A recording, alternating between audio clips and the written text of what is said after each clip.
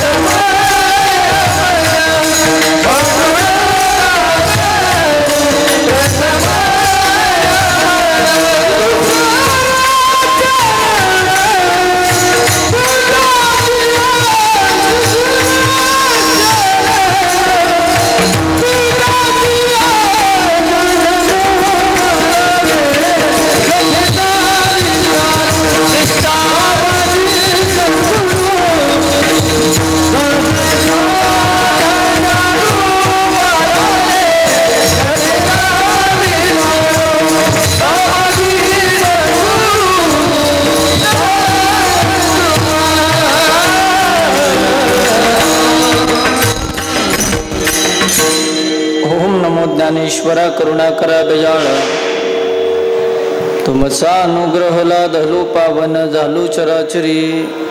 हे फॅन बंद करायचे सांगा, फॅन बंद करायचे सांगा, गेन स्ट्रेबल सगळं कमी कमी करा, थोडंसं विकू पूर्णपणे झिरो करा, इथले इथं साऊंडला आवाज ठेवा फक्त। पिंडपदावरी दिला आपुली करी माझे झाले गयावर जन फिटले पितरांचे ऋण विठ्ठल विठ्ठल।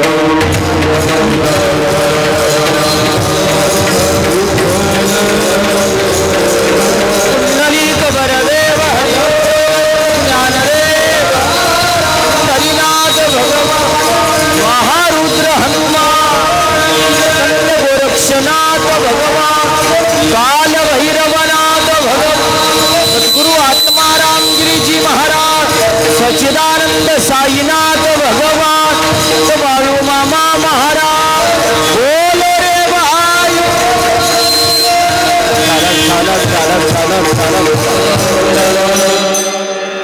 मंगल करायला दादाला सांगाय फॅन बंद कर म्हणा। हां, त्याचं कोण मॅनेजमेंट पाहणार आहे त्यांना म्हणा फॅनचे बटणं बंद करा, नाही तर तुम्ही सिस्टीमवाले तुम्ही बटणं बंद करा कुठं असतील ते। हां, म्हणजे आवाज घुमणार नाही, आवाज कमी करा। हा साऊंड एक तिकडं पब्लिकला वाटलं असतं आणि एक मला राहू द्या मॉनिटर, मी सांगतो तेवढा ऐका, आवाज कमी करा। हां, जास्त आवाज नको इथले, इथं मग घुमणार नाही. इथं समोर पब्लिकला आवाज गेला पाहिजे याची काळजी घ्या. बाहेर नाही गेलं तरी जमल. थोडंसं कमी करा आवाजाची तीव्रता. फॅन बंद केलं का सगळ्यापर्यंत पोहोचेल. माझा आवाज येतोय ना तुम्हाला? आता भगिनी, पुरुष मंडळी, तुम्हाला आवाज येतोय का? हां, थोडासा अजून नॉर्मल कमी करा. पिंडपदावरी दिला आपुली करी, माझे झाले गयावर्जन, पिटले पितरांचे रोण. प्रस्तुत प्राप्तस्थळी प्राप्त प्रसंगी सेवेकरता निवडलेला अभंग. जगद्गुरु तुकोबरायाचा जिवंतपणे तर मायबाप अति महत्वाचा आहे, पण गेल्यानंतर सुद्धा त्यांच्या स्मृती प्रित्यर्थ पिंडदान केल्याचा फायदा काय याचा यथार्थ वर्णन करणारा अभंग आजच्या कीर्तन रूपी सेवेकरता निवडला आहे. विठ्ठल विठ्ठल.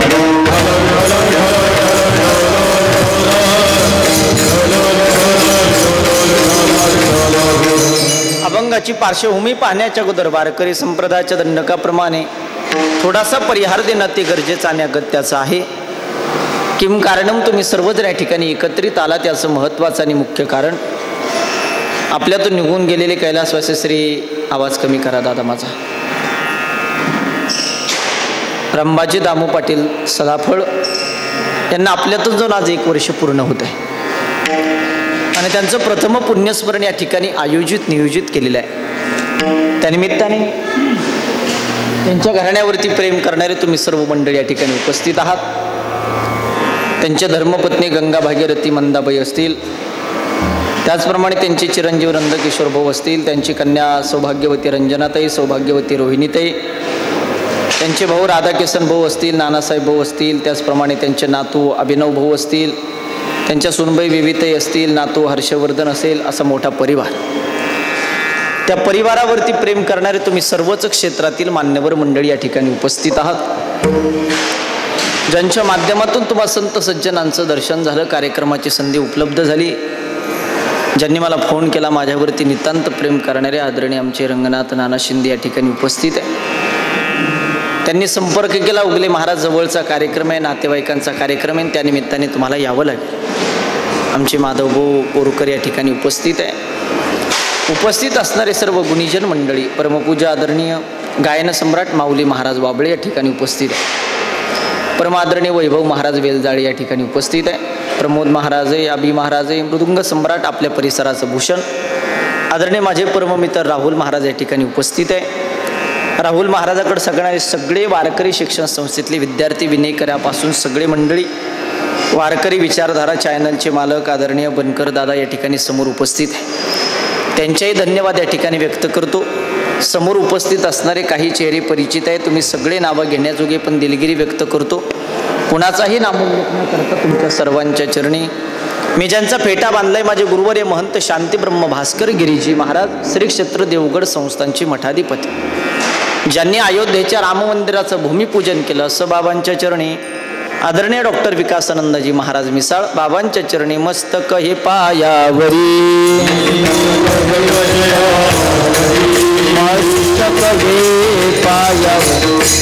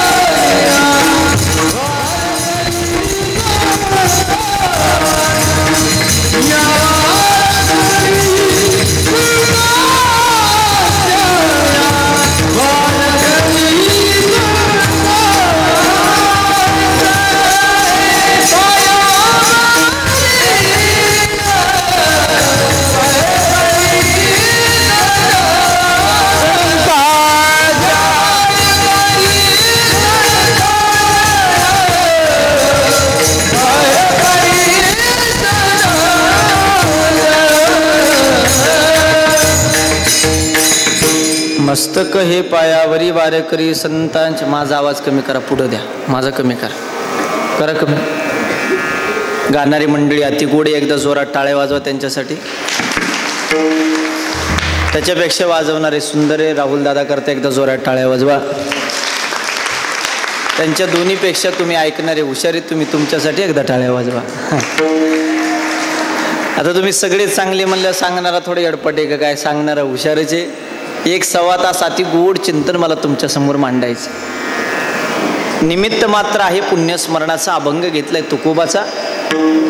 तुकोबा सांगतात आल्यानंतर प्रत्येकाला जायचे, प्रत्येकाला मरायचे, तर थांबायला कोणी आलेलं नाही. फॅनचे बटणं सापडले नाही का कोणाला? पुढचे पण बंद करा, मला थोड्या आवाजाची लेवल होईपर्यंत. एवढं काय गरम होत नाही, पण एवढं काय गरम होत नाही ना, असं वाटत नाही. मग झालं तर मी पुन्हा लावायचं सांगतो ना. मला फुकट पैसे न्यायला आवडत नाही म्हणून तुम्हाला सांगतो. हां, करा ते बंद करा सगळे. सिस्टीमवाला किती मोठा बादशाह असला तर मंगल कार्यालयात त्याचं डोकं बंद होतं. त्याला थोडंसं सहकार्य करत चला दादा. आणि त्या टेबलवाल्याला मला जास्त वाजू नका, तिकडच्यांना सांगा, त्यांना पूर्वकल्पना द्या कोणीतरी प्रतिष्ठित माणसाने. पटकन उभा करा, नाही तर कार्यक्रमाच्या शेवटी 15-20 मिनिटं देतो म्हणा मी तुम्हाला. विठाला विठाला विठाला विठाला कुंडली कबरदे हरी विठ्ठल ज्ञानदेव हरिनाथ भगवान महारुद्र हनुमान. अभंग घेतलाय तुकोबाचा. तुकोबा सांगतात आल्यानंतर प्रत्येकाला जायचे, प्रत्येकाला मरायचे, तर थांबायला कोणी आलेलं नाही. ज्ञानोबानी त्याचं वर्णन ज्ञानेश्वरीमध्ये अति पवित्र पद्धतीने गोड केलंय. उपजे ते नासे, नासे ते पुनरपी दिसे, परिघटिका यंत्र जैसे परिभ्रमेगा. ज्ञानोबानी सांगितलं उपजले ते नाचणार आहे, नाचलं ते पुनरपी दिसणार आहे, पुनरपी दिसलं ते पुन्हा एकदा नाचणार आहे. जन्माला यायचंय, मरायचंय, यायचंय, मरायचंय, तर थांबायला कोणी आलेलं नाही. याच्या पुढचं वर्णन माझ्या तुकोबांनी केलंय. तुकोबा सांगतात नासिवंत देह जाणार सकळ, आयुष्य खातो काळ सावधान. कालही काळ आयुष्याला खात होता, आजही काळ आयुष्याला खातो, उद्याही काळ आयुष्याला खाणार आहे. काळाचं खाद्य म्हणजे आयुष्य आहे. त्याने आजपर्यंत कोणाला सोडलं नाही, तो सोडणार पण नाही महाराज. म्हणून तुकोबांनी सांगितलंय दादा, काळ जर तुम्हाला घेऊन जाणार असेल, क्षणोक्षणा हाची करावा विचार, तरावया पार भवसिंधू. त्याच्या पुढचं वर्णन नाथ महाराजांनी केलंय. बाबळे महाराज, नाथ महाराज सांगतात आईच्या उदरामध्ये ज्या वेळेस बाळ असतं ना, त्याच वेळेस काळ त्याच्यावरती टपून असतो. कशी वाट पाहतो का त्याची वाट क्या बात.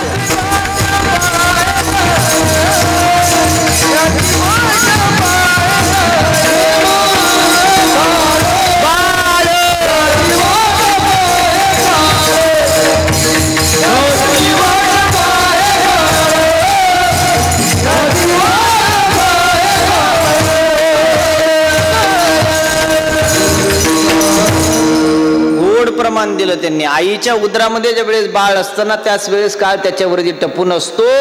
जन्माले बाळ त्याची वाट पाहे काळ, घडी घडी काळ वाट याची पाहे, अजून किती आहे अवकाश. कर दादा, कमी कर, मी सांगतो. पूर्ण कमी आहे, मला कसं काय तरी आवाज येतोय. थोडासा पुढचा पण कमी कर, मी सांगतो तेवढी लेवल झाली नाही. एकदा 5 मिनिटं सेट करायला जातील, नंतर कोणाचंही टेन्शन राहणार नाही. याच्या पुढचं वर्णन नाथ महाराज अजून करतात. घडी घडी काळ वाट याची पाहे, अजून किती आहे अवकाश. महाराज, मरायचं प्रत्येकाला आहे, जायचं प्रत्येकाला आहे, फक्त कधी मरायचं कोणाला माहिती नाही.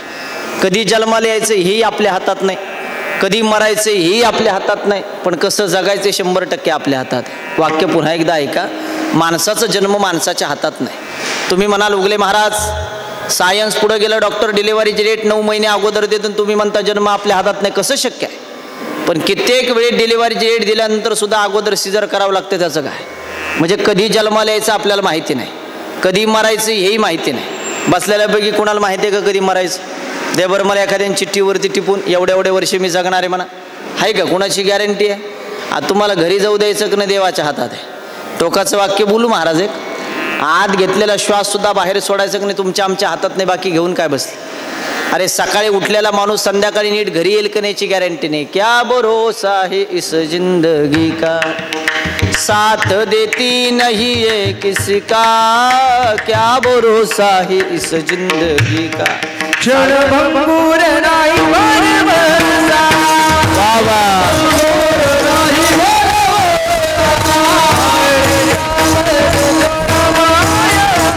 क्या बात.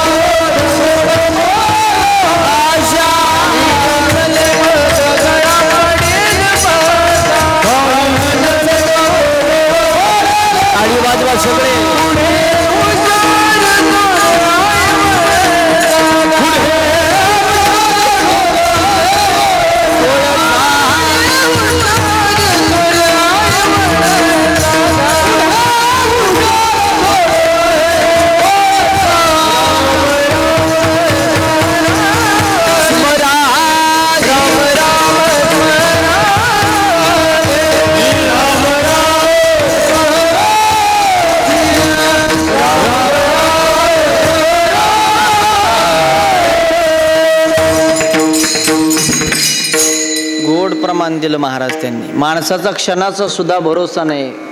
ज्ञानोबाची भाषा आहे, माणसाचं आयुष्य असं आहे, एखाद्या पाण्यावर जसा बुडबुडा दिसावा किती सेकंद थांबतेची गॅरंटी तसं माणसाचं आयुष्य आहे. अल्प आयुष्य मानव देह शतगणिले ते अर्धरात्र काय, मध्ये बालत्व पीडा रोग क्षय, काय भजनासी उरले ते पाहेगा. राम राम स्मरादि, राम राम स्मरादि. माणसाचं आयुष्य किती आहे? लोक म्हणतात 100 वर्षाचं आहे. मी या मताच्या विरोधातला कीर्तनकार आहे. थोडा बसलेल्यापैकी तुम्हाला 100 वर्षाचं आयुष्य मी धरलं, मला पटापटा उत्तर द्या. 100 वर्षापैकी 50 वर्ष झोपेत जातात, राहिले किती वर्ष? बोला बोला. 50. 50 वर्षापैकी 10 वर्ष बालपणात जातात, राहिले किती वर्ष? 40. 40 वर्षापैकी 20 वर्ष शिक्षणात जातात, राहिले किती वर्ष? 20. 20 वर्षापैकी 5 वर्ष पोरगी पाहण्यात जातात, राहिले किती वर्ष? सांगू का? शेवटच्या वर्षापर्यंत सांगू? माझ्या मनचं सांगत नाही, प्रमाण सांगितलं तेच पुढून सांगितलं महाराज. अल्प आयुष्य मानव देह शत गणिले ते अर्धरात्र खाय. अर्ध झोपेत आहे, काही बालपणात आहे, काही रोग पिढामध्ये आहे, काय भजनासी उरले ते पाहेगा. आयुष्य थोडं आहे ना. जन्म जरी माणसाच्या हातात नसेल, मरण जरी माणसाच्या हातात नसेल, पण कसं जगावे 100% माणसाच्या हातात आहे. लाखातले एक वाक्य बोलतो गड्या, माणूस किती दिवस जगला महत्वाचं नाही, माणूस कसा जगला ते महत्वाचं आहे. किती जगला याच्यापेक्षा कसा जगला याला जास्त किंमत आहे. मेल्यानंतर सुद्धा माणसाने 10 वर्ष पाठीमागं उरलं पाहिजे. मग कशाच्या रूपाने उरायचं बरं? भूताच्या रूपाने उरायचं का? कशाच्या रूपाने? तुकोबाची भाषा आहे, उत्तमची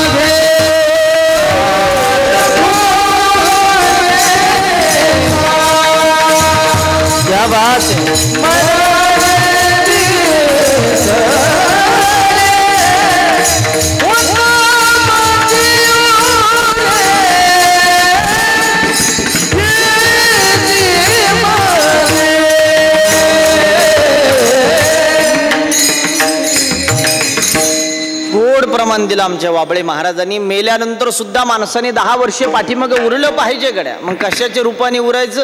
भूताच्या रूपाने नाही उरायचं. गेले दिगंबर ईश्वर विभूती आणि राहिल्या त्या कीर्ती जगामाजी. कीर्तीच्या रूपाने माणसाने पाठीमागं उरलं पाहिजे. माझं सांगणं आहे तुम्हाला, मरण प्रत्येकाला.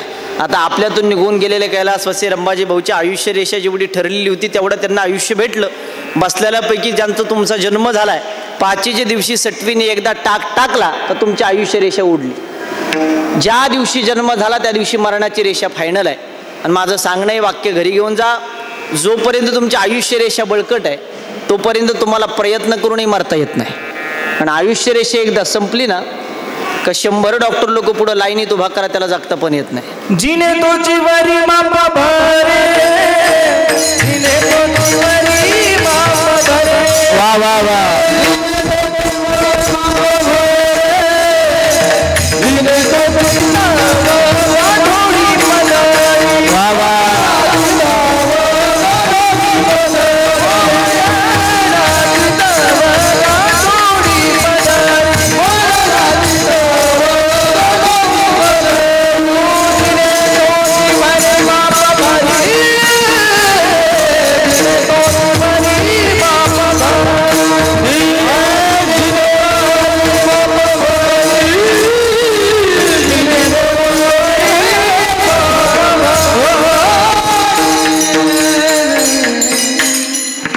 प्रमाण दिलं महाराज त्यांनी. ज्याचा जन्म झाला त्याला मरण निश्चित. या विषयावरती मी बोलत असताना सांगितलं तुम्हाला, जन्म झाला म्हणजे आयुष्य रेषा जोपर्यंत तुमची बळकट आहे तोपर्यंत तुम्हाला प्रयत्न करून मरता येत नाही. आणि आयुष्य रेषा एकदा संपली का किती हुशार डॉक्टरला पुढं लाईनीत उभा करा त्याला जगता येत नाही महाराज. आयुष्य रेषा बळकटी तोपर्यंत 4 रोगरच्या बाटल्या प्याला तरी माणूस मरत नाही. पिऊ नका कोणी सांगतोय. आयुष्य रेषा जोपर्यंत बळकटी विमानातून पडला तरी माणूस मरत नाही. तुम्ही 2 महिन्यापूर्वीची घटना सगळ्यांनी पाहिली. विमान अपघातात किती लोक मेले माता भगिनी? 300 लोक मेले. किती श्रीमंत असतील महाराज? 300 लोक मेले, पण त्याच्यातले एक कसा जिवंत राहायला त्याचा अभ्यास मी अजून करतोय. म्हणजे आयुष्य रेषा जर तुमची बळकट आहे ना, विमानातून पडलं तरी माणूस मरत नाही. पण आयुष्य रेषा एकदा संपली ना, किती हुशार डॉक्टरला पुढे उभा करा त्याला जगता येत नाही. 4 महिन्यापूर्वी नगरचे माजी आमदार अरुण काका जगतापांच्या कार्यक्रमाला मी स्वतः होतो. काय कमी होतं महाराज? नाना आयुष्य हॉस्पिटलमध्ये घातलं असतं तरी पैसा उरला असता, पण नाही. ज्या दिवशी ठरलं त्या दिवशी पेटावं लागतं. रतन टाटा नावाचा माणूस या जगातून गेला. काय कमी होतं रतन टाटाला? अरे देशाचं कर्ज नील करायची ताकद होती देशाचं. त्याने जर आम्हाला सांगितलं असतं 5,000 कोटी रुपये देतो एवढा महिनाभर थांबू दे, काय जमलं नसतं का? सेकंदभर थांबत नियम कुणासाठी? पाया पडून सांगतो आयुष्याचा आनंद घ्या. सकाळ झाली, डोळे उघडले, देवाचे आभार माना, चांगलं कर्म करा. तुम्हाला जे कर्म वाटून दिलंय ना देवाने, प्रत्येक वेगवेगळं कर्म वाटून दिलं. कोणी शेतकरी आहे, कोणी शिक्षक आहे, कोणी बँकेमध्ये, कोणी पोलीस क्षेत्रामध्ये. ज्याला कर्म वाटून दिलं ते इमानदारीने कमा. आणि संध्याकाळी झोपायच्या अगोदर 1 मिनिट डोळे झाका. चांगलं केलेलं कर्म आठवा, काही सेकंदात झोप लागेल. थोडं जरी कर्म चुकलं असेल तर 1 तास लेट झोप लागेल. त्याच्यापेक्षा जास्त चुकलं असेल तर 2 तास लेट झोप लागेल. आणि ज्याला गोळ्या घेऊनच झोपावं लागतं, तुम्ही तुमचा कर्माचा अभ्यास घरी जाऊन करा महाराज. माझं सांगणं आहे तुम्हाला.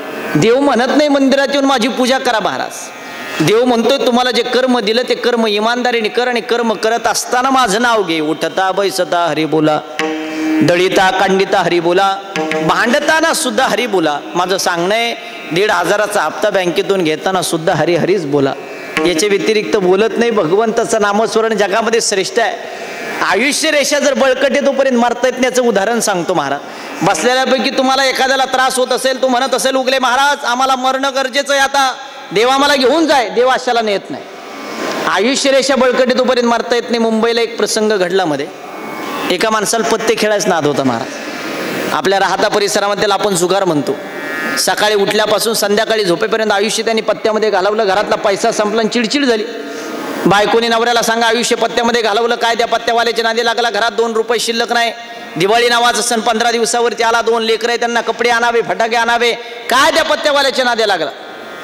बायको असं म्हटल्यानंतर नवऱ्याने सांगितलं मला कामाच काही बोलू नको, आणि तू जर कामाच काही बोललीत मी आत्महत्या करेन. बायकोने रागाच्या भरात सांगितलं मरायचं तर मरा म्हणे, करा आत्महत्या. काय जगून फायदा याचा? रुपये प्राप्तीने याच्यापासून त्याच्यापेक्षा मेलेलं बरं. आजच्याच तोंड काळा करा मग. गडी मुंबईसारख्या ठिकाणी आत्महत्या करायला निघाला आहे का बरं का? ज्याची आयुष्य रेषा बळकटी त्याला प्रयत्न करूनही मरता येत नाही याचं उदाहरण सांगतोय.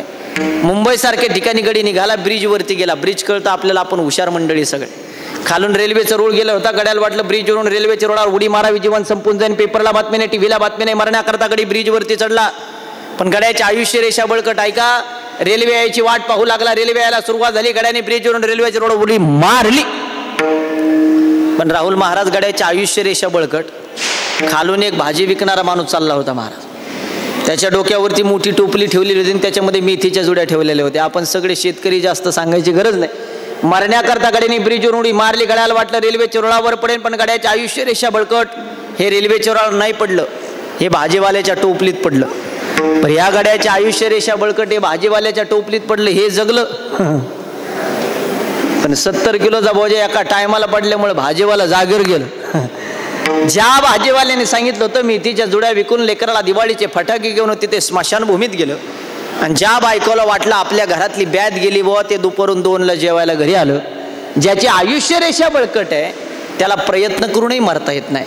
आणि आयुष्य रेषा एकदा संपली का किती हुशार डॉक्टरला पुढे उभा करा त्याला जगता येत नाही. लोकांचं म्हणणं झालं महाराज आहे आजारी पडला नसतं तर माणूस गेला नसता. त्यांना उभा राहिलेले मंडळीला म्हणा इकडे येऊन उभा राहा बरं. हे इथं उभा राहिलेले बडबड करणारला म्हणा आतमध्ये या सगळ्यांनी. त्यांना कोणीतरी उठून सांगा ना. सगळ्यांना इकडे बोलवा, तिथं कोणाला उभा राहू देऊ नका. बोलवा इकडे सगळ्यांना. त्यांना आवाजच नाही जाते पहा. त्यांना म्हणा तिथं उभा नका राहू, इकडे या सगळे. आणि त्या आचार्य साहेबाला म्हणा थोडं शांततेत, आता खुर्च्या टाकून झाल्या असल्या तर आवाज नको करू म्हणा. तुमची नाही चुकी, महाराज मंगल कार्यालयात हॉलमध्ये आवाज घुमतो. त्याच्यामुळं सगळ्या गोष्टी व्यवस्थित झाल्या पाहिजे. त्याच्यामुळे थोडंसं सहकार्य करा. तिथं कोणालाच घरचे मंडळीला म्हणा इकडं फक्त इकडं गेटवरती एखादं थांबा, तिथं नका उभा राहू, तुमच्यामुळे गर्दी होईल म्हणा. सांगा त्यांना, कोणीतरी जाऊन सांगा 5-7 जण ते उभा आहे त्यांना इकडे घ्या. फक्त एकच जण तिथं उभा राहा म्हणा, गप्पा मारणाऱ्याला सांगा तिथं. पटकन कोणीतरी खुर्चीवरचं उठा आणि त्यांना इकडे घ्या ना, पटकन उठा. तिथं नका उभा राहू म्हणा, विक्षेप होतो म्हणा कीर्तन करायला. या पुढं, नंतर आल्यावर सगळ्याला भेटा म्हणा. विठाला विठाला विठाला विठाला कुंडली वरदे हरी हरिनाथ माऊली ज्ञानेश्वर महारुद्र हनुमान वामन भाऊ महाराज. चला मी सांगत होतो उगले महाराज. मग लोकांचं म्हणणं झालं फक्त आजारी पडला नसतं तर माणूस गेला नसता, अपघात झाला नसता तर माणूस जगला असता, आमक्या डॉक्टरने इंजेक्शन दिलं असतं तर म्हातारीला 4 वर्ष काय झालं नसतं, लोक म्हणतात कोरोनाची लाट आली नसती तर माणसं जगले असते. डोक्यातून काढून टाका. अक्षय महाराज उगलेचे वाक्य एक लक्षात ठेवा. ज्या दिवशी, ज्या वेळेला, ज्या काळाला, ज्या स्थळाला, ज्या मुहूर्ताला, ज्या सेकंदाला माणसाचं मरण लिहून ठेवलं आणि ज्या जागेवरती लिहून ठेवलं, ती जागा काळ एवढी सुद्धा मागं पुढं होऊ देत नाही. तिथं नो ऑप्शन. ज्या दिवशी ठरलं त्या दिवशी मरावं लागतं, देह सोडावा लागतं. 4-4.5 महिन्यापूर्वीचा पेपर वाचा. जुन्नर तालुक्यामध्ये आळे फाट्या बेल्याच्या शेजारी आळीकडे हायवेच्या कडाला राहून महाराज गुळुंचवाडी नावाचं एक गाव. त्या गावामध्ये एक घटित घटना घडली महाराज. गावचे सरपंच त्यांचे चुलते एक्सपायर झाले. अतिप्रतिष्ठित माणूस त्या परिसरातला.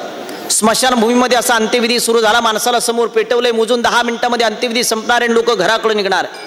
जुन्नर तालुक्याचे आमदार, तिथले सभापती, जिल्हा परिषद अध्यक्ष, सरपंच, चेअरमन सगळे मंडळी जातीने उपस्थित आहे. माणूस प्रतिष्ठित होता. माणसाला समोर पेटवलंय, मोजून 10 मिनिटांमध्ये अंत्यविधी संपणार आणि लोक घराकडे निघणार आहे. तेवढ्यात एक भरधाव वेगाने टँकर आला महाराज. आणि दुर्दैव त्या दिवशी टँकरच्या चालकाने किन्नरकडे टँकर चालवायला दिलेला. न्यूट्रल झालेला टँकर त्याला पुन्हा कंट्रोल झाला आणि त्या मॉबमध्ये घुसला. 14 माणसं चिरडले गेले. 5 माणसं तर जागेवर गेले. 27 वर्षाची महिला आणि तिचं 4 वर्षाचं लेकरू गेलं गड्या. त्या जुन्नर तालुक्यामध्ये ज्या माणसाला मिनी आमदार म्हणून म्हणायचे, सभापती धोंडीभाऊ पिंगट नावाचा माणूस त्याच अपघातात गेला. प्रत्येक पेपरला हेडिंगला फर्स्ट पेजला बातमी होती. सांगा मला तुम्ही सगळे मंडळी, जे लोक सकाळी अंत्यविधीला आले होते त्यांच्या मनात तरी आला असेल का दुपारून आपला अंत्यविधी होईल म्हणून? नाही ना. त्याच्यामुळे माझं पाया पडून सांगणे माता भगिनी, प्रत्येक क्षण आनंदात घाला, सुखाने जगा, समाधानाने जगा. कवा चमक निघल मरावं लागेल सांगता येत नाही. एखादी सासूबाई सुनबाईला बोलली, सुनबाई पाया पडून सांगतो, ऐकून घ्यायचं आणि दुसऱ्या मिनिटाला विषय सोडून द्यायचं. काय मरतं बरं बोलले, काय आपल्या शरीराला छिद्र पडतात का? आपल्या आईसारख्या आहे, वयाने मोठ्या आहे, ज्ञानाने मोठ्या आहे. हे रागद्वेष मनात ठेवू नका. हा तुमचा फुगीरपणा तुमच्या घर लेव्हलला चालत, हा तुमचा फुगीरपणा तुमच्या गाव लेव्हलला चालत, हा तुमचा फुगीरपणा तुमच्या तालुका लेव्हलला चालल. ज्या दिवशी यम उडी मारतो त्या दिवशी कोणाचाही फुगीरपणा चालत नाही, लक्षात ठेवा. उगले महाराजाची भाषा नाही, महाराज प्रमाणे मग ते नचले काही, सत्ता संपदा राहील ठाईच्या ठाई, पुढे संचित जाईल ग्वाये. तुका म्हणे झाली यम आज्ञा,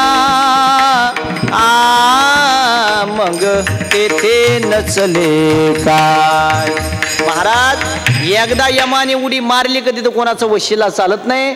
बसलेल्यापैकी तुम्हाला सगळ्याला तुमच्या जन्माच्या तारखा माहिती आहे, मृत्यूची डेट कोणाला माहिती नाही. प्रत्येक क्षणाचा आनंद घ्या, सुखाने जगा, समाधानाने जगा. मग उगले महाराज या काळाच्या तावडीतून, या यमाच्या तावडीतून वाचवणारा कोण नाही का? 2 व्यक्ती आहे. थोडंसं ध्यान करून कीर्तन आहे का. पहिल्या व्यक्तीचं नाव संत आहे आणि दुसऱ्या व्यक्तीचं नाव देव आहे. संत वाचवतात का काळाच्या तावडीतून? 100%. कुणाला वाचवलं संतांनी? जगा काळ खाय आम्ही माथा दिला पा. मागच्या महिन्यामध्ये आष्टी तालुक्यामध्ये गहिनीनाथ गडावर एक मी कीर्तन केलं महाराज. सद्गुरू संत वामनभाऊ महाराजांचा तो गड आहे. 8 दिवस रुबी हॉस्पिटलच्या बाहेर काळाला थांबवण्याची ताकद जगात आजपर्यंत तेवढ्याच साधूनी केली.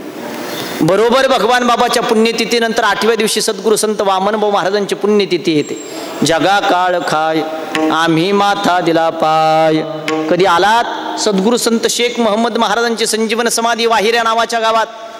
महाराज त्यांनी सुद्धा काळाला थांबवण्याची ताकद केली. इकडं आपण ज्यांच्या आशीर्वादाने आपण मोठे झालो, सच्चिदानंद सद्गुरू साईनाथ बाबांच्या आपल्यावरती सगळ्यांवरती कृपा आहे. जनार्दन स्वामींचा जवळ कोपरगावला आश्रम आहे.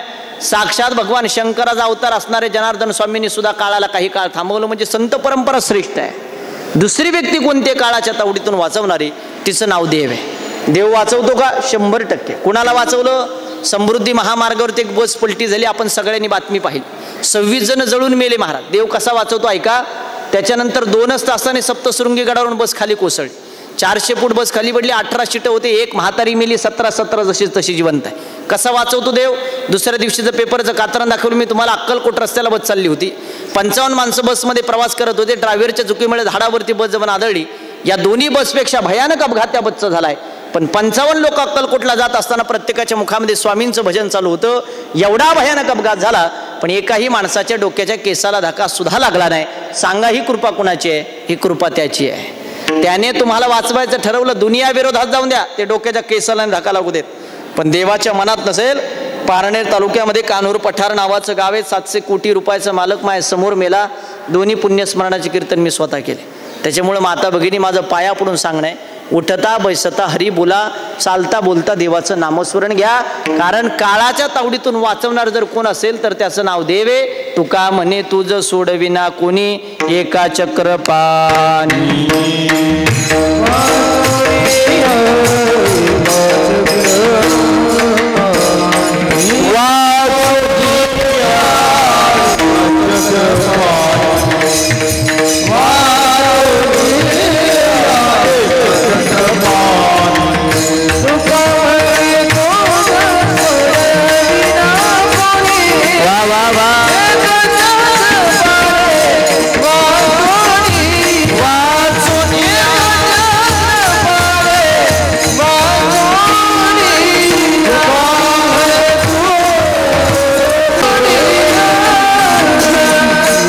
वाचवणारा जर देव असेल तर आयुष्यामध्ये देवाला कधी विसरू नका. पण कोणता देव वाचवतो महाराज? 3 देवाला कधी विसरायचं नाही गड्या. पहिली देवता ग्रामदेवता, दुसरी देवता कुलदेवता आणि तिसरी देवता पितृदेवता. ग्रामदेवतेचं दर्शन घेतल्याशिवाय कधी गावच्या बाहेर निघायचं नाही. तुमच्या मागं किती घाई असू द्या आणि किती पळपळ असू द्या, तुम्हाला पुन्हा गावात आणायचं की नाही ग्रामदेवतेच्या हातात आहे. मग ती शनी भगवंताची असू द्या, हनुमानजीची असू द्या, गणपती बाप्पाची असू द्या, साईनाथांची असू द्या, स्वामींची असू द्या, खंडेरायाची असू द्या, ग्रामदेवता श्रेष्ठ आहे. दुसरी देवता कुलदेवता आहे. कुलदेवतेचे 2 प्रकार, एक खंडोबा एक देवी आहे. बसलेल्यापैकी निम्या लोकांना माहित नाही आपला खंडोबा कोणता आहे. नुसतं जायचं म्हणून जाऊ नका. जेजुरी गडावरती आज 7 तारखेला मी कीर्तन करत असताना भगवान कृष्ण परमात्म्याचं एक उदाहरण दिलं. कृष्ण परमात्म्याचा खंड कुलदैवत जर कोणतं असेल तर जेजुरीचा खंडेराय. कृष्ण परमात्मा असं सांगतो, वर्षातून एकदा का होईना आपण आपल्या कुलदैवत दर्शनाला गेलं पाहिजे. आपण कधी जातो? लग्नानंतर जोडीन दर्शना. का जातो? सुख समाधान ऐश्वर्य संतती प्राप्त व्हावी म्हणून जातो. वर्षातून एकदा गेलं पाहिजे. नाही तुमच्याच्यानी जाणं झालं, त्याच्या नावाने 5 माणसं वर्षातून एकदा जेवू घाला, त्यांच्या आत्म्याचा आशीर्वाद घरा, सुख समाधान प्राप्त करून देईन. कुलदैवत श्रेष्ठ आहे. आणि तिसरी देवता ही पितृदेवता आहे. आजची ही पूजा ही पितृदेवतेची पूजा आहे. आता ठरवलं असतं त्यांच्या चिरंजीवाने नंदूभाऊने जर ठरवलं असतं, वडिलांचं वय झालं होतं, नाही आम्हाला पिंडदान करायचं नाही, घरी पूजा करायची नाही, ब्राह्मण बोलवायचं नाही, उगले महाराज बोलवायचे नाही, कीर्तन ठेवायचं नाही, लोक जेवू घालायचे, काय झालं असतं? काय झालं? काय असतं? लोक सहज बोलतात, उगले महाराज इथं केले ना कुठं वरती पोहोचतं का, अमकं होतं का, तमकं होतं का. त्यांना असं वाटतं 2 पुस्तकं वाचली म्हणून आपल्याला लय अक्कल आले, लोक लय भेटतात मला. कोण म्हणतं वरती पोहोचत नाही? आता आमच्या रंगनाथ नाना शिंदेंनी फोन केला, आमचे माधव भाऊंनी फोन केला, उगले महाराज 9 तारखेला तुम्हाला 10-10:30 कीर्तनाला यावं लागेल. माझ्यापर्यंत आलेला फोनवरून आवाज बसलेल्यापैकी कुणाला दिसला होता तुम्हाला? नाही. मी इथं पोहोचलो की नाही? तसंच आहे. तुमच्या आईवडिलाच्या नावाने तुम्ही जे क्रियाकर्म करता ते कोणत्या पद्धतीने वरती पोहोचतं. माता भगिनी एका वेळी देव लई बरा, पण देवापेक्षा खतरनाक आपले पित्र आहेत. जवळ आलेला घास तोंडात पण जाऊन देत नाही, मरून पण देत नाही. 4 दोष सांगितले शास्त्राने. लिसन टू केअरफुली, थोडं लक्षपूर्वक कीर्तन आहे का. पहिला दोष सांगितला वास्तू महात्म्य वास्तू दोष. दुसरा दोष सांगितला अन्न महात्म्य अन्न दोष. तिसरा दोष सांगितला संघ महात्म्य संघ दोष. आणि चौथा दोष सांगितला पितृ महात्म्य पितृदोष. त्याच्यातला सगळ्यात खतरनाक जर कोणता असेल तर पितृदोष. किती खतरनाक? महाराष्ट्रातली 75% जनता त्रस्त आहे पितृदोषामुळे. 75%. आणि सगळ्यात जादा पैशावाले. फक्त समोर प्रश्न विचारित नाही, आपल्याला नंतर फोनवरती विचारल्याशिवाय राहत नाही. होतो कशामुळे पितृदोष? ऐका आता, ध्यान करू. तुम्ही रोज देवाची पूजा करता का माता भगिनी? करता देवाची पूजा? आजारी आहेत का तुम्ही? मी घरी जाऊ का? बोला ना, मग बोला ना. करता का देवाची पूजा? करता. देवाची पूजा एकदा चुकली, 2दा चुकली, 3दा चुकली, 5 वेळेस चुकली, देव माफ करतो. पण 2 विधी जर आयुष्यात चुकल्या तर 3 पिढ्याला भोगाव्या लागतात. त्याच्यातला पहिला विधी, घरातून माणूस निघून गेल्यानंतर दशक्रियाचं पिंडदान कधी चुकू द्यायचं नाही. आणि दुसरा विधी ब्रह्मश्राद्ध म्हणजे वर्ष श्राद्धाचं पिंडदान कधी चुकू द्यायचं नाही. तुम्हाला पाया पडून माझं सांगणं आहे. 2 विधी चुकले का 3 पिढ्याला भोगावे लागतात. आपल्या लेकराची कधीतरी जन्मकुंडली उचका. 17 प्रकारच्या शांत्यशास्त्राने सांगितलं, 9 प्रकारचे स्पष्ट दिसतात, 10वी दिसत नाही. लेकराची जन्मकुंडली उचकल्यानंतर पहिला दोष निघल त्रिपिंडी दोष, दुसरा तिसरा कोणता नाही. घरातून माणूस निघून गेल्यानंतर दशक्रियाचं ब्रह्मश्राद्धाचं पिंडदान जर तुमच्याकडून चुकलं, हे तुमच्या लेकराला नाही तर नातवाला म्हणजे भोगावं लागतं. त्रिपिंडी दोष घालण्याचे 2 उपाय शास्त्राने सांगितले. पहिला उपाय, जो श्रीमंत माणूस, ज्याच्याकडे पैसा आहे, ज्याच्याकडे प्रॉपर्टी, ज्याच्याकडे संपत्ती, त्याला 2.5 तासाची पूजा त्रिवेणी संगमावर सांगितली. आणि जो गरीब माणूस आहे, दिवसभर कष्ट करतो, संध्याकाळी त्याची भाकर खातो, त्याला घरगुती उपाय सांगितला. उपाय ऐका, भाताचा पिंड तयार करायचा, त्याच्यावरती दही टाकायचं, घराच्या पूर्व दिशेच्या कोपऱ्यावरती भाताचा पिंड ठेवून द्यायचा. 11:32 12 वाजेपर्यंत पूर्व दिशेकून जर काक स्पर्श झाला तर त्रिपिंडी दोषातून मुक्तता शास्त्र तुम्हाला आम्हाला शिकवते. कधी वाचलं का? कधी अभ्यासलं का? ज्ञानेश्वरी सारखा ग्रंथ नुसता बांधून नका ठेवू, तुकोबाचा गाथा नुसता बांधून नका ठेवू. जीवन जगत असताना एक वाक्य ऐका, देवाला काही मागू नका. देव फुकटात कोणाला काही देत नाही महाराज. आणि देवाला फुकट द्यायचं असतं ते प्रमाण नको होतं. पहाते पांडव अखंड वनवास.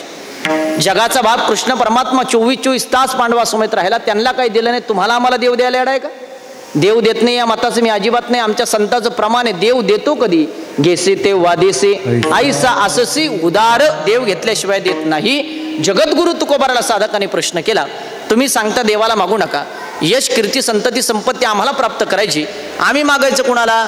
तुकोबाने अभंग सांगितला. दादा, तुला यश कीर्ती संतती संपत्ती जर प्राप्त करायची असेल तर तुका म्हणे पितृ आशीर्वाद देतीन कल्याण इच्छिते तया पुढं. पितरांचा आशीर्वाद सर्वश्रेष्ठ आहे. काय पुरावा? तुमच्या घरातलं उदाहरण देतो. चला, वडील जर अचानक निघून गेले, म्हातारं जर अचानक निघून गेलं, राहायला घर नसेल, फिरायला गाडी नसेल, 6 महिन्यामध्ये बंगला झाला आणि दारासमोर 4 व्हीलर गाडी आली, तर जुने लोक म्हणायचे म्हाताऱ्याने मागं वळून, होय म्हाताऱ्याने मागं वळून पाहिलं कोण म्हणत होते, काय येडे नव्हते. 60 वर्षाच्या आयुष्यात माणसाला जे करता येत नाही ते 6 महिन्याच्या आज सूक्ष्मजीव करतो, याला पितरांचा आशीर्वाद म्हणतात. आणि पित्र म्हणजे कोण? आपले आई वडील. पित्र म्हणजे कोण? आपले आजी आजोबा. मला गोड प्रश्नाचं उत्तर द्या बरं. तुम्ही सगळेजण पंढरपूरला जाऊन आला, कुणी आषाढीला गेलात, कुणी जाणार आहे. कुणाच्या दर्शनाकरता गेले होते तुम्ही पंढरपूरला? पांडुरंगाचे, विठ्ठलाचे. जगाचा बाप पांडुरंग परमात्मा कुणासाठी आला पंढरपुरात?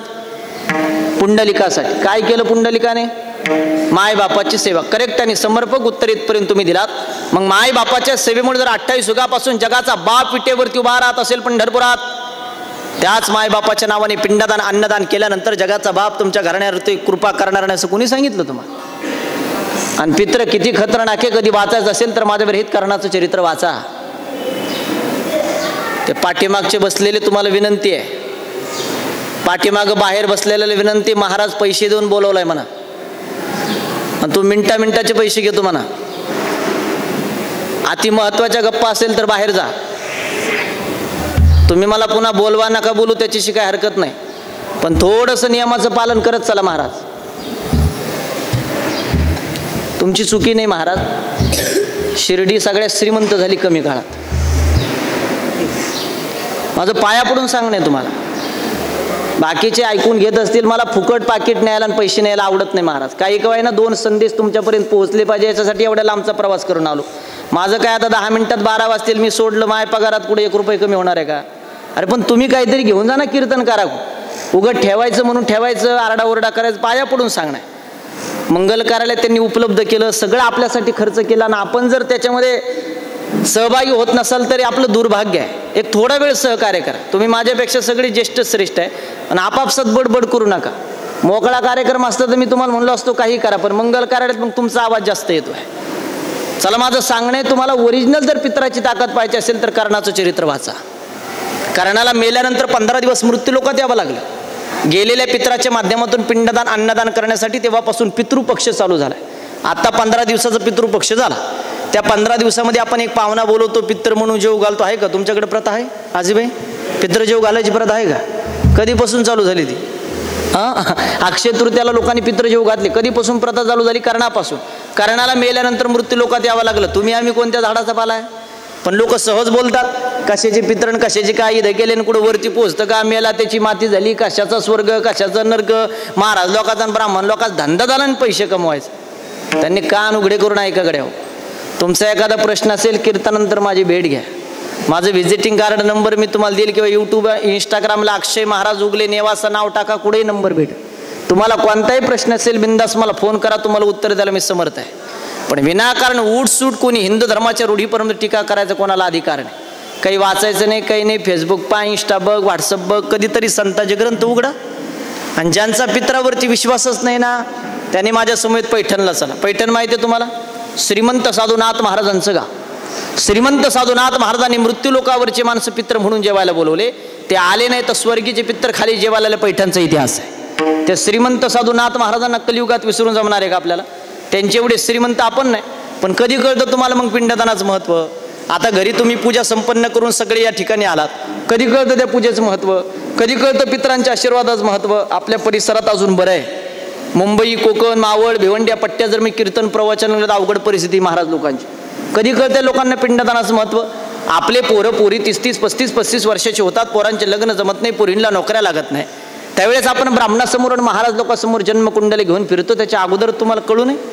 बरं काय निघतं जन्मकुंडलीत? काल सर्पयोगाची शांती निघल, पितृदोष निघल, नवग्रह शांती, मंगळा शांती, नारायण नागबली, 9 प्रकारच्या शांत्या सोडल्या 10वी येत नाही. आली तर कार्यक्रम करायचे सोडून देईल महाराज मी उद्यापासून. कधी कळते आपल्याला? 30-30, 35-35 वर्षाचे लेकरं होईपर्यंत आपल्याला कळत नसेल तर कसं विचारवंत म्हणा? अरे भारत महासत्तेकडे चालला आहे. बसलेल्यापैकी सगळ्याला लिहिता येते, वाचता येते. मी म्हणत नाही तुम्ही 10-11 वाजता एवढे लोक जमा करा. मी म्हणत नाही उगले महाराज तुम्ही एवढ्या लांबून कीर्तनाला बोलवा. तुम्हाला घरच्या घरी 20 रुपयात पिंडदान करत येतं, फक्त पिंडदान चुकू नका एवढं माझं सोजवळ मत आहे. उगले महाराज कोणी केलं जगातलं पहिलं पिंडदान आहे तुमच्याकडे पुरावा? तो 425 वर्षापूर्वीचा पुरावा देण्यासाठी तर अभंग घेतलाय. जगद्गुरु तुकोबराने स्वतःच्या हाताने पिंडदान केलं. कसं केलं त्याचं वर्णन पहिल्या चरणात. पिंड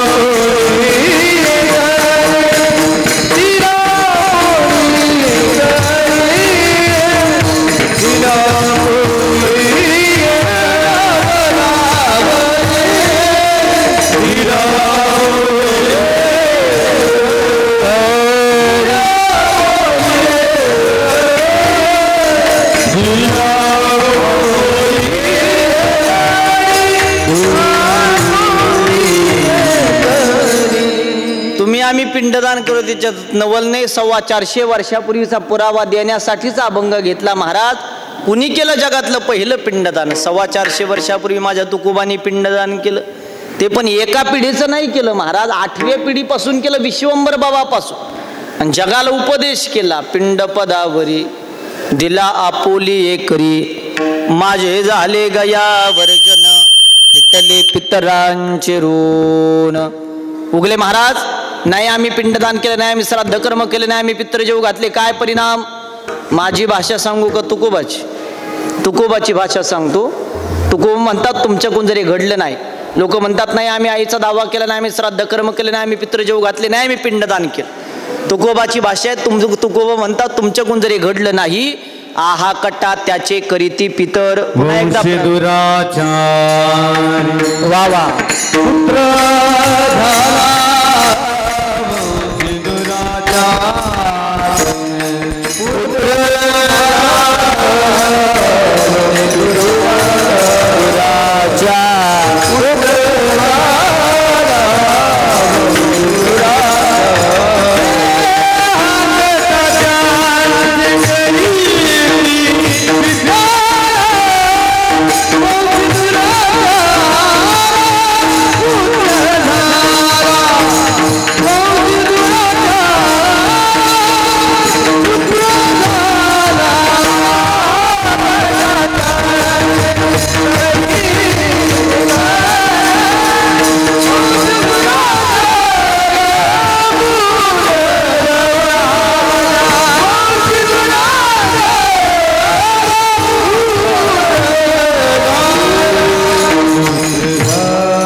तुकोबाची भाषा आहे. तुकोब म्हणतात तुमच्याकडून जरी घडलं नाही तर आहा कट्टा त्याचे करीती पितर. पुन्हा एकदा प्रमाण ऐका माता भगिनी. आहा कट्टा त्याचे करीती पितर वंशी दुराचारी पुत्र झाला. तुकोब म्हणतात कालांतराने त्या घरांमध्ये पोरग जन्माला येतं. लोक म्हणतात आजाने किती कमवलं रे, अरे बापाने किती इज्जत कमवली, पोराने खानदान संपून टाकलं. समजून घ्यायचं पितृकोप. आणि पितृकोपाने बसलेल्यापैकी सगळ्याला सांगतो मी तुम्हाला, पितृदोषाने चांगले चांगले घराणे उलटे पालटे झाले महाराज. हजारो उदाहरण आहेत महाराज माझ्याकडं. तुमच्या तालुक्यातले 38-40 उदाहरणे पैशावाल्याची मी तुम्हाला नावानिशी देऊ शकतो, पण माझ्या विचारांना पटत नाही.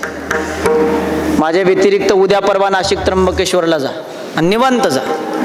50-50 हजार रुपये पूजेला देऊन नारायण नागबली करणारे लोक मी समोर दाखवतो तुम्हाला. समोर कधी कळते तुम्हाला? चमत्काराशिवाय लोक नमस्कार घालायला सध्या तयार नाही. नगरच्या पुढं पाईपलाईन रोडला 10व्या निमित्ताने माझं प्रवचन झालं. त्या पोखर्डी परिसरातलं एक मोठं राजकीय व्यक्तिमत्व त्यांनी माझं व्हिजिटिंग कार्ड घेतलं आणि 2-4 दिवसांनी मला फोन केला.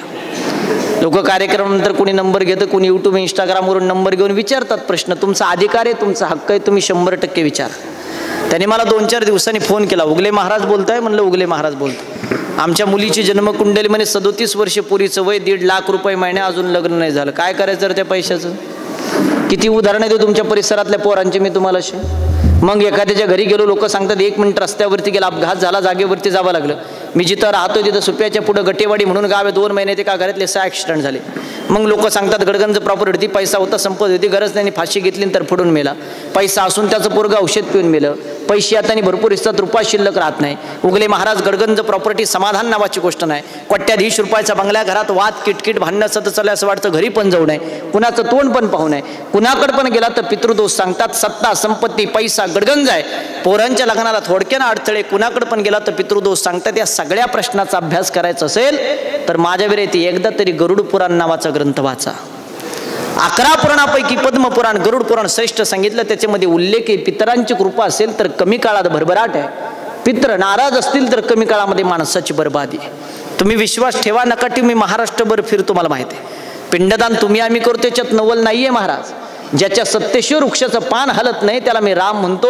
त्या रामाचा बाप असणारा दशरथ त्याचं सुद्धा पिंडदान केलं. कोणी केलं दशरथाचं पिंडदान? रामाने केलं का सीतेने केलं? सीतेने केलं. तुमचं काय म्हणणं आहे? सीतेने केलं. कुठं केलं? महाबळेश्वर फाट्यावर. कुठं केलं? किती प्रवचन कीर्तन ऐकले आतापर्यंत तुम्ही? 10व्याचे श्राद्धाचे. काळाची गरज आहे महाराज, ही माहिती होणं. तुमची चुकी नाही. महाराज लोकांनी सुद्धा ज्या त्या वेळेला ज्या त्या विषयाचं प्रतिपादन केलं पाहिजे.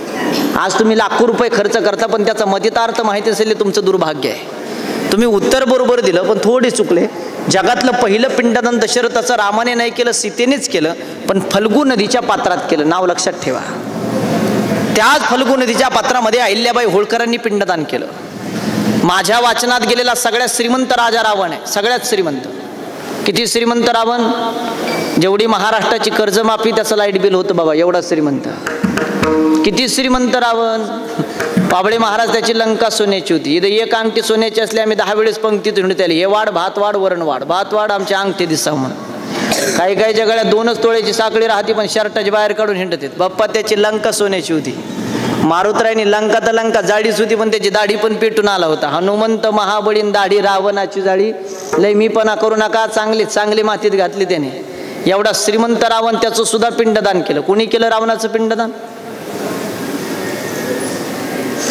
पाकिट फुकट द्यायचं म्हण, तुला पैसे तुला घेतो उगता आम्हाला तुला बोलील गायल म्हणा. एवढं लागून आम्हाला माहीत असतं आम्ही येडेक म्हणा. 12 वाजता तो आहे पुढं बसाल. तुमच्या मनात येत असेल ना? नाही येत का? रावणाचं पिंडदानाच्या भावाने केलं बिभीषणाने. मी म्हणत नाही ही आताची परंपरा नाही आहे. आता नवरात्र उत्सवाच्या दसऱ्याच्या आदल्या दिवशी मी तुमच्या शेजारी संगमनेरच्या इतर आश्वी नावाचं एक गाव आहे, तिथं काल्याचं कीर्तन करत असताना बोललो, महाराज पिंडदानाची परंपरा आताची नाही आहे. बसलेल्यापैकी माहूरगडाला कोण कोण गेलं बरं? रेणुका मातेच्या दर्शनाला वरती हात करा. तुम्ही रेणुका मातेच्या दर्शनाला गेलात, पण रेणुका मातेच्या पायथ्याला भगवान दत्तात्रेयाचं एक मंदिर आहे. पुन्हा कधी गेलात तर लक्षपूर्वक आहे का, त्या भगवान दत्तात्रेयाच्या दर्शनाला जा. सत्ययुगामध्ये भगवान दत्तात्रेयाने स्वतः परशुरामाला हा सगळा विधी सांगितलाय. तुम्ही आतापर्यंत दशरथाच्या विधीपर्यंत आले होते. मी तुम्हाला सत्ययुगातलं सांगतो, पिंडदानाचा जो अभंग घेतलाय ते आताच नाही परंपरा आहे, सत्ययुगापासून चालत आलेली परंपरा आहे. उग धर्म धर्म धर्म धर्म म्हणून नुसती आरडाओरडा करायचा, पण त्याच्या कोणत्याच रूढीम परंपरा आपण पाळायच्या नाही. आमचं दुर्भाग्य आहे. मग का तुमच्याकडे मी म्हणत नाही खर्च करा, फक्त ज्याच्या रक्तातून जन्म झाला त्याच्यासाठी पिंडदान महत्वाचं आहे. का तुमच्याकडे असं झालं राहता परिसरामध्ये एखाद्याचा 10 कोटी रुपयाचा बंगला आहे बा, 1 लाखाचा आंघोळी बाथरूम आहे, मेल्यावर त्याला आंघोळ अंगणात घालतात का बाथरूम मध्ये? अंगणातच ना. मी त्या मताचं 1 लाखाचा आंघोळी बाथरूम म्हणल्यावर शावर खाली घातली पाहिजे, संतूर साबण लावली पाहिजे, लक्स लावली पाहिजे, परफ्यूम मारला पाहिजे, नंबर 1 लावली पाहिजे. का बाहेर आंघोळ घालावी? बरं कोणत्या ग्रंथात आलं मेलेल्या माणसाला अंगणात आंघोळ घालावी? मला ग्रंथाचं नाव सांगा. बसलेल्यापैकी कुणी सांगा, नाही तो उभा जातो शब्दात नाही बदल करणार गड्या. कोणत्या ग्रंथात आलं मेलेल्या माणसाला अंगणात आंघोळ घालावी? मागून आलं पुढं चाललं, त्यांनी केलं आम्ही करायचं. पिछे से आया आगे ढकल दिया. पाथर्डी तालुक्यामध्ये दगडवाडी नावाचं गाव आहे. बद्रीनाथ महाराज तनपुरेंनी माझं कीर्तन घेतलं. मोठे साधू कीर्तन असं रंगात आला. समोर बसलेल्या म्हातारीला मी प्रश्न केला, मेनला आजीबाई मेलेल्या माणसाला का अंगणात आंघोळ घालावी, का मुरीत घालू नये? म्हातारीने मला सांगितलं, उगले महाराज त्याला जर मुरीत आंघोळ घातली ते जर मुरीतच बसून राहिलं मग 3 दिवस हसत होतो महाराज मी उत्तराला. अडाणी लोकांचं अवघड काम आहे. बाहेर आंघोळ का घालावी त्याचं शास्त्रशुद्ध कारण आहे. बाहेर आंघोळ घालत असताना त्याला उपप्रावरण गुंढाळलं जातं. उपप्रावरण संस्कृत शब्द आहे, मराठीमध्ये त्याला उपर्ण नावाचा शब्द आहे. उपर्ण गुंढाळत असताना त्याच्या उजव्या बाजूमध्ये सप्तधान्य गुंढाळलं जातं. 4 जण त्याला खांद्यावर घेतात. काही ठिकाणी वेशीच्या बाहेर विसावा देतात आणि काही ठिकाणी स्मशानभूमीच्या बाहेर विसावा देतात. इकडं कसं आहे, कुठं टेकवतात त्याला? खाली वेशीच्या बाहेर का स्मशानभूमीच्या बाहेर? वेशीच्या बाहेर. का टेकवायचं बरं त्याला खाली? का विसावा द्यायचा? ते तर मेलेलंच असतं, त्याला काय कळतं टेकवलं नाही टेकवलं? मागून आलं पुढं चाललं. त्यांनी केलं आम्ही करायचं. शिरूरमध्ये एकदा प्रश्न केला होता मी. बाबूराव नगर म्हणून मोठं गाव आहे तिथं. महाराज तिथं वर्ष श्राद्धाच्या कार्यक्रमात एका राजकीय पुढाऱ्याला विचारलं. मी म्हटलं मेलेल्या माणसाला वेशीच्या बाहेर का खाली टेकवायचं, का विसावा द्यायचा? त्या गाड्याने मला उत्तर दिलं, उगले महाराज खांदेकरांना वजवू नये म्हणून 5 मिनिटं टेकवायचं म्हणे. हे कारण आहे का विसावायचं? अरे गड्या, त्याला खाली टेकवल्यानंतर त्याच्या उजव्या बाजूमध्ये सप्तधान्य गुंढाळलेलं असतं, ते अर्ध धान्य वेशीच्या बाहेर टाकून द्यायचं. का टाकायचं? ज्या गावाचं आपण आयुष्यभर खाल्लं त्या गावाचं काहीतरी देणं लागतं. ते जीवाचं पहिलं श्राद्ध तिथं होतं. अन्नधान्य श्राद्ध विसाव्याचं पहिलं कारण. काही ठिकाणी धान्य टाकतात, काही ठिकाणी बाजरीच्या भाकरीचा तुकडा टाकतात, काही ठिकाणी तांदूळ टाकतात, काही ठिकाणी भात टाकतात. तुमच्याकडे काय टाकतात? हे विसाव्याचं कारण लक्षात ठेवा. 4 जणांनी खांद्यावर घेतल्यानंतर स्मशानभूमीमध्ये घेऊन गेल्यानंतर त्याच्या मुलाच्या हाताने अग्नी दिल्या जातं. अग्नी दिल्यानंतर किती चक्रा मारल्या जातात घागर घेऊन? 3 चक्रा मारत असताना घागरीला 3 छिद्र पाडले जातात. त्या 3 छिद्राचं नाव काय? तुमच्याकडे माणसंच मेले नाही का? मग मेले बाबा, पण हे कोणी सांगितलं नाही.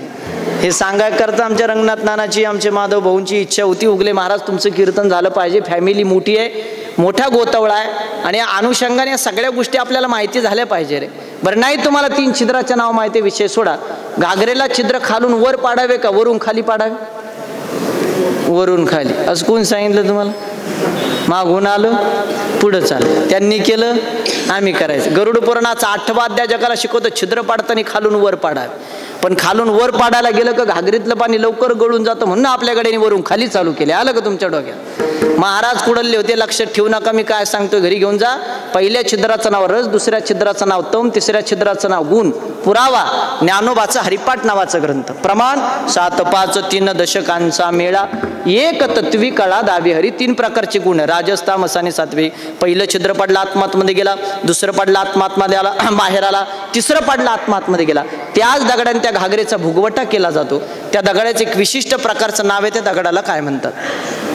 बरोबर आहे. तुमच्या परिसरात आश्मा म्हणतात, पारनेर परिसरामध्ये जीवखडा म्हणतात, संगमनेर परिसरामध्ये विसाव्याचा दगड म्हणतात, आणि पैठणच्या पुढं कधी त्याला तर आत्मा म्हणतात. प्रत्येक भागाचे विधी वेगळा, शास्त्र वेगळे, परंपरा वेगळी, शब्द प्रणाली वेगळी. 3 चक्रा मारल्यानंतर जुने लोक सांगतात घागर पाठीमागं टाकून दे. त्याचा भुगवटा केला जातो का घागर तशीच ठेवली जाते?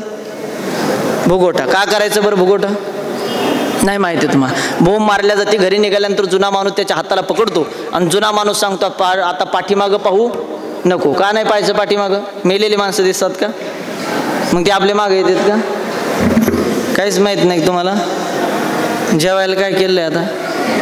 जेवून जा सगळे पावसा पाण्याच्या. 1 मिनिटात महत्वाचं बोलतो. श्रीमंत लोक जी भिकारी झाले त्याचं खरं कारण सांगतो तुम्हाला. तुमच्या परिसरात ते जास्त आहेत महाराज. मी जर एखाद्याच्या घरी बसलो, लोक मला सांगतात उगले महाराज गडगंज प्रॉपर्टी होती त्यांच्याकडे, 500-500 एकर जमिनी होत्या, 100-100 मजूर ज्यांची, तर दररोज कामाला जायचे, पण आज खायला दाना नाही महाराज त्या लोकांना. म्हणजे श्रीमंत लोकांची श्रीमंती निघून कस काय गेली नाही, गरीब कशामुळे झाल्याचं खरं कारण आहे का? पाठीमागं पाहू नको. त्याचं कारण त्या जीवाचा तुझा संबंध तोडून टाक, जोडायच्या भानगडीत पडू नको. संबंध जोडणे म्हणजे काय आणि संबंध तोडणे म्हणजे काय? संबंध जोडणे म्हणजे मेलेल्या माणसाच्या प्रेतीत आपल्या दारासमोर त्याच्या नावाचा थडगं किंवा समाधी बांधणे. आई बापाच्या आजी आजोबाच्या अस्थी त्याच्यामध्ये ठेवण्याला संबंध जोडणे म्हणतात. थडगं कळतं माता भगिनी तुम्हाला? पुरुष मंडळी थडगं कळतं? पाया पडून त्या संबंध जोडायच्या भानगडीत पडू नका. ज्याने आपल्या दारासमोर थडगं बांधलं, ज्याने आपल्या शेतामध्ये थडगं बांधलं, आई बापाच्या आजी आजोबाच्या अस्थी त्याच्यामध्ये ठेवल्या, थडग्याचं शास्त्र आहे, थडग्याचा विधी आहे, त्याला 2 टाइम दिवाण 1 टाइम नैवेद्य पाहिजे म्हणजे पाहिजेच.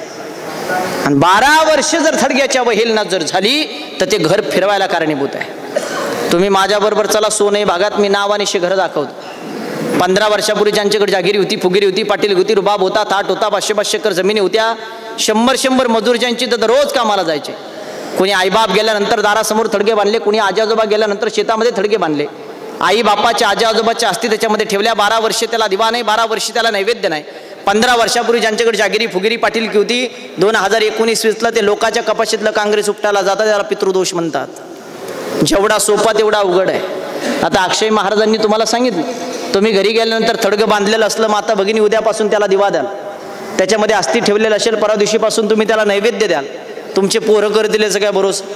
बरं तुमचे पोरं संस्कारी असले तर ते करतील, तुमचे नातू करतील याचं काय भरोसा?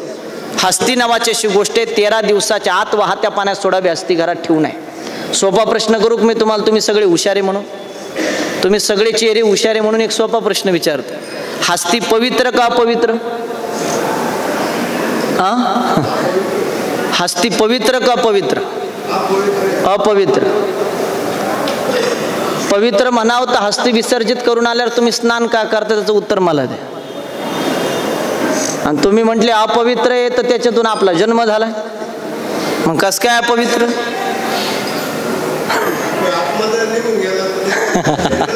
ऐका सांगतो मी, याचा तर अभ्यास आपल्या सगळ्यांचा नाही महाराज, त्याच्यासाठी तर मी आलो इथं. मी पहिल्यापासून सांगत होतो सायलेंट वातावरण तयार करा, तुम्हाला जे काय आहे मी सगळं सांगणार आहे. हस्ती पवित्र का पवित्र या विषयावरती बोलत असताना जोपर्यंत हस्तीची पूजा होते तोपर्यंत ती पवित्र आहे, आणि हस्तीची पूजा बंद झाली का त्याचा त्रास आहे. जे हे गोष्टीला मानतात त्यांनी पण हे वाक्य माझं लिहून ठेवा, जे मानत नाही त्यांनी सुद्धा लिहून ठेवा. आपलं चॅलेंज आहे तुम्हाला सगळ्याला. एखादी हस्ती जर जमिनी शिल्लक राहिली आणि त्याच्यावरती तुमच्या घराचं बांधकाम झालं, वाक्य ऐका, एखादी हस्ती जर जमिनी शिल्लक राहिली आणि त्याच्यावरती तुमच्या बंगल्याचं बांधकाम झालं तर जमिनीतली हस्ती बंगल्यातल्या माणसाला समाधानाने जीवन जगू देत नाही, वाक्य माझं लिहून ठेवा. हस्ती हस्ती हस्ती म्हणजे काय? हस्ती अपवित्र नसते महाराज. आत्मा जरी शरीरातून निघून गेला तर हस्ती कशापासून तयार झाली ते ऐका. आता तुम्ही सगळे विज्ञानवादी माणसं आहे, मी शिक्षकी पेशामुळे विज्ञानाला मानणारा माणूस आहे. मोदी साहेबांचा वाढदिवस झाला, मोदी साहेबांनी जय जवान जय किसानच्या पुढे जय विज्ञान म्हणायला लावलं. आता बसलेल्यापैकी तुम्ही सगळे सुशिक्षित आहे, मला सांगा, इमारतीला आग लागली तर इमारत जळून भस्मसात होते, गाडीला आग लागली तर गाडीची राख होते, मग माणसाला आग लागल्यानंतर माणसाची हाडं का जळत नाही बुवा, या प्रश्नाचं उत्तर मला बसलेल्यापैकी कुणी द्या. जळायला पाहिजे ना. अग्नीत काही टाका जळून भस्मच होते, मग हाडं कशी शिल्लक राहते? त्याचं कारण आहे का, या शरीराला जो कॅल्शियम पाहिजे, पाठीमागच्याला सूचना द्या थोड्या, त्या बडबड करणाऱ्याला सांगा एक अर्धा तास थांब म्हणा. अजून जिल्हा परिषद पंचायत समितीला टाइम आहे म्हणा, नंतर चर्चा करा. अवघड झालं महाराज तुमच्या परिसरात ना. त्याच्यामुळे मी इकडचे जास्त कार्यक्रम घेत नाही. मला विक्षेप नावाची गोष्ट आवडत नाही महाराज. तुमच्याकडे सगळे मोठले लोक आहेत, कुणाला काय म्हणता, कुणाला नावं ठेवता. पैसा देऊन खरेदी करणारे सगळे लोक झाले, त्याच्यामुळे बोलायला कोणाला हमी राहिली नाही. पण माफी मागून सांगतो, थोडा वेळ शांत बसा. तुम्हाला बाकीचे कीर्तनकार बोलत नसतील, तुमचं उदे करत असेल. आमच्या बाबांना महंत शांतीब्रह्म भास्करगिरी बाबांना ते जमत नाही महाराज. एक तर कोणाचंच नाव घ्यायच्या भानगडीत पडत नाही. फक्त विक्षेप करू नका, मला डिस्टर्ब आवडत नाही. थोडा वेळ शांत बसा. मी तुम्हाला मुद्द्यावरती घेऊन येतोय. मी तुम्हाला सांगत होते, हस्तीची जोपर्यंत पूजा होते, हस्ती हस्ती हस्ती म्हणजे काय, इमारतीला आग लागली तर इमारत जळून भस्मसात होते, गाडीला आग लागली तर गाडीची राख होते. मग माणसाची हाडं का जळत नाही या प्रश्नाचं उत्तर मला बसलेल्यापैकी मी विचारलं होतं. आगीत काही टाका जळून भस्मसात होते, बरोबर आहे का नाही? जळायला पाहिजे माणसाची हाडं. या शरीराला जो कॅल्शियम पाहिजे तो कशापासून भेटला? दुधापासून. कुणाच्या? आईच्या. करेक्ट. हा जो पिंड पोहोचलाय हा आईच्या दुधावर पोहोचलाय. आणि महाराज असा कोणताही अग्नी नाही का तो आपल्या आईचं दूध जाळू शकेल. आपल्या आईच्या दुधावरती कुणी मलमूत्र विसर्जन करू नये, त्याला कुणी पायदळी तुडू नये, म्हणून त्याला उचलायचंय, गोणीत पोत्यात भरायचं आणि गंगेला निघून टाकायचं. त्याला शॉर्टकटमध्ये सावडणे म्हणतात. लक्षपूर्वक ऐका. पण तुमच्याकडे बागायती क्षेत्रातील लोक जास्त आहेत. आपल्याला आपल्या बंगल्यासमोर आणि दारासमोर आईबापाचा आजी आजोबाचा विधी करायला जास्त बरं पडतं. पण माझं सांगणं आहे तुम्हाला राहताकरांना, शक्यतो घरच्यांचा विधी स्मशानभूमीमध्येच करा. तुमच्या दारासमोर तुम्ही विधी करता इथपर्यंत ठीक आहे, पण दारासमोर विधी केल्यानंतर 13 दिवसानंतर त्या जागेवरती जर तुम्ही नांगर घालत असाल तर त्याचं पाप तुम्हाला भोगावं लागेल. सगळ्याच हस्ती उचलून तुम्ही गंगेला नेऊन टाकू शकत नाही. त्याच्यातल्या काही जमिनी शिल्लक राहिली. 13 दिवसानंतर जर तुम्ही त्या पायदळी तुडीत असाल तर आपल्या आईचं दूध पायदळी तुडल्यानंतर त्याचं पाप तुम्हाला भोगावं लागेल. मग जर तुम्हाला बागायती क्षेत्र असेल आणि तुम्ही दारासमोर तुमच्या आईचा विधी करत असाल, 13 दिवसानंतर दर महिन्याला आपण महिना जीव घालतो. 12 महिने पूर्ण झाले का वर्ष श्राद्धाच्या दिवशी ब्राह्मण देवता सांगते 20व्या नैवेद्य ठेवा. तोपर्यंत ती जागा जर तुमच्याच्यानी मोकळी सुटत असेल तर 100% दारासमोर विधी करा, नाही तर करायच्या भानगडीत पडू नका. माझं सांगणं आहे. या गोष्टी तुम्हाला कोणी सांगणार नाही, पण नंतर त्रास सुरू झाला का मग आपल्याला इकडं जा तिकडं जा मग सुचतं. तुमच्या परिसरामध्ये दुसऱ्या दिवशी सावडतात का तिसऱ्या दिवशी? दुसऱ्या. माझं जे प्रॉपर गाव आहे नेवाशा तालुक्यामध्ये जीव रहिवती, आमच्या परिसरात तिसऱ्या दिवशी सावडतात. माझं वास्तविक शिक्षकी पेशामुळे पारनेरमध्ये असतं. पारनेर श्रीगोंदा पट्ट्यात दुसऱ्या दिवशी सावडतात. दुसरा दिवस सोडून द्या, तिसरा दिवस सोडून द्या, 10व्या दिवसावर मी आणतो. 10वा दिवस अति महत्त्वाचा असतो. कुणाच्या हातात असतो? कावळ्याच्या. शेवटचा प्रश्न, कावळा शिवलेला चांगलं का नाही शिवलेला? शिवलेला. असं कोणी सांगितलं तुम्हाला? लोक म्हणतात ना, ते लोकच सापडा मला कुठे. मी मॅपला पाहिले सगळे, ते लोक सापडा ना. कोणत्या ग्रंथात आलं कावळा शिवलेला चांग? आलं ना 2 ग्रंथात. मला नाव अपेक्षित आहे. मग जिथं कावळा शिवत नाही ते लोक मोक्षाला जात नाही. पारनेर तालुक्यामध्ये आतापर्यंत माझे 133 गावात कार्यक्रम झाले, 38 गावात कावळा शिवत नाही. श्रीगोंदा तालुक्यात 12 गावात काकस्पर्श होत नाही. तुमच्या राहता तालुक्यात 22 गावं परफेक्ट दाखवून देतो. अहिल्यानगर जिल्ह्यात 168 गावं दाखवून देतो, जिथे 1 तास नाही 4 तास हादरूमध्ये तरी कावळा खाली येत नाही. त्या गावातले लोक मोक्षाला जात नाही का? कावळा का शिवतो, कावळा का शिवत नाही, 6 कारण ज्ञानेश्वरीमध्ये. 4 दिवसापूर्वी अक्कलकोट या संस्थांच्या माध्यमातून एक व्हिडिओ व्हायरल झाला. कोल्हापूरचे डॉक्टर नितीन म्हणून अमेरिकेमध्ये होता आणि त्यांचे वडील एक्सपायर झाले. आणि आई साहेबांनी फोन केला का लेकरा वडील गेले, तुला यावं लागेल. डॉक्टर नितीनने सांगितलं नाही म्हणे, मी पैसे पाठवून देतो म्हणे, सगळा विधी करून घ्या, मला सुट्टी नाही, असं करू नको. त्या बापाने तुला जन्माला घातला, 1 दिवस कळना 10व्याच्या दिवशी विधी दिलाय. शेवटी आईचं ऐकलं, पण डॉक्टर नितीन या कोणत्याही गोष्टी न मानणारा. ऐका, मी तुम्हाला व्हिडिओ दाखवत होतो. डॉक्टर नितीन त्या टायमाला पूजेला आले, पूजा संपन्न झाली आणि काक स्पर्शासाठी सगळेजण त्यांचे भावंड वगैरे उभा राहिले. 20-25 कावळे त्या ठिकाणी त्या पिंडापाशी होते. माऊली महाराज 10 मिनिटं झाली, 15 मिनिटं झाले, एकही कावळा त्या ठिकाणी शिवायला तयार नाही. 20 मिनिटं होऊन गेले. डॉक्टर नितीनला शेवटी कंटाळा आला, आता बंद करा म्हणणार. तेवढ्यात 15-20 कावळ्यापैकी फक्त 1 कावळा पुढे गेला आणि त्याने चोच मारली त्यांनी चोच मारली, ज्या कावड्याने चोच मारली त्या कावड्याला एक पाय नव्हता महाराज. डॉक्टर नितीनने ते पाहिलं, डॉक्टर नितीन मोठमोठे रडायला लागले. बाकीच्या मंडळींनी विचारलं काय झालं डॉक्टर साहेब. त्यांनी सांगितलं 15-20 मिनिटापासून मी पाहतो 20-25 कावळे त्या ठिकाणी आहे, एकानेही त्याला स्पर्श केला नाही, पण आता ज्या कावळ्याने स्पर्श केला त्या कावळ्याला एक पाय नाही. आणि माझ्याही वडिलांना 35 वर्षापासून एक पाय नव्हता. हा योगायोग समजा, नाही तर काय समजायचं ते समजा. पण माझं म्हणणं आहे 25 कावळ्यापैकी तोच कावळा पुढं का आला आणि त्याने स्पर्श का केला. बाकीच्या कावळ्याला दिसला नाही का तो पिंड, याच्यावरती तुम्ही घरी जाऊन अभ्यास करा. पण माझं सांगणं हिंदू धर्मामध्ये कावळ्याला का महत्त्व दिलं त्याचा अभ्यास कधीतरी करा. काग स्पर्श झालेला चांगला आहे 2 ग्रंथामध्ये वर्णन करत असताना, पण कावळा कोणत्या दिशेने शिवला पाहिजे. तर्पण विधी उदकशांतीच्या नंतर ब्राह्मणाने त्या कर्त्या पुरुषाने 3.5 हात लांब सरकल्यानंतर योगायोगाने कावळा जर पूर्वेकडून आला, त्याने पिंडाला स्पर्श केला त्या क्षणाला समजा माणूस वैकुंठाला गेला. कावळा पश्चिमेकडून आला, त्याने पिंडाला स्पर्श केला त्या क्षणाला समजा माणूस स्वर्गाला गेला. कावळा उत्तरेकडून आला, त्याने पिंडाला स्पर्श केला त्या क्षणाला माणूस कैलासाला गेला. तोच कावळा दक्षिणेकडून चालत चालत आला, 7 पावलं चालले, 1 पाऊल वरती उचलून त्याने चोच मारली, त्या क्षणाला समजायचं माणूस नरकाला गेला. कधी ऐकलं. आणि जिथं कावळा शिवत नाही तिथं संत महंत वेद वाङ्मय दंडवत घालतं. यासाठी 6 ओव्या ज्ञानोबानी खर्च करून 7वा भंग कावळ्यावर लिहिला. पहिलं तोगे काऊ कोकत आहे शकून सांगे, माय उड उड रे काऊ तुझे सोन्यानं मडविल पाऊ.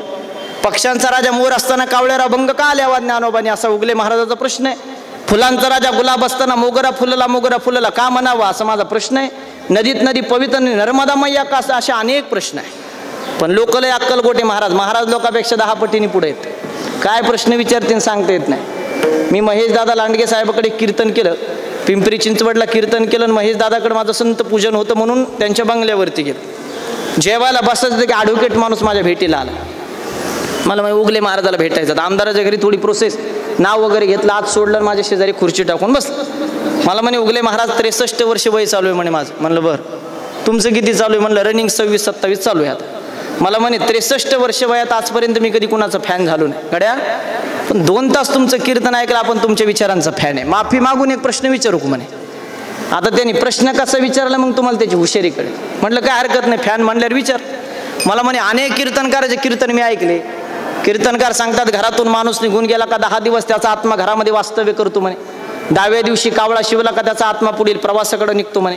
दर महिना जीव घातला का त्याचा आत्मा घरी जेवायला येतो म्हणे. वर्ष श्राद्धाची पूजा झाली का त्याचा आत्मा पुढे स्वर्गाकडे प्रवास करतो म्हणे. मग तो जर आत्मा आपल्याला दिसतच नाही तर त्यावर आपण विश्वास ठेवायचा कसा, यावर तुमचं वैयक्तिक मत काय उगले महाराज. पहा प्रश्न कसा गोलमाल केला. याला हुशार म्हणतात महाराज. आता हाच प्रश्न घेऊन तुम्ही सगळे माझ्या पुढे उपलब्ध आहात.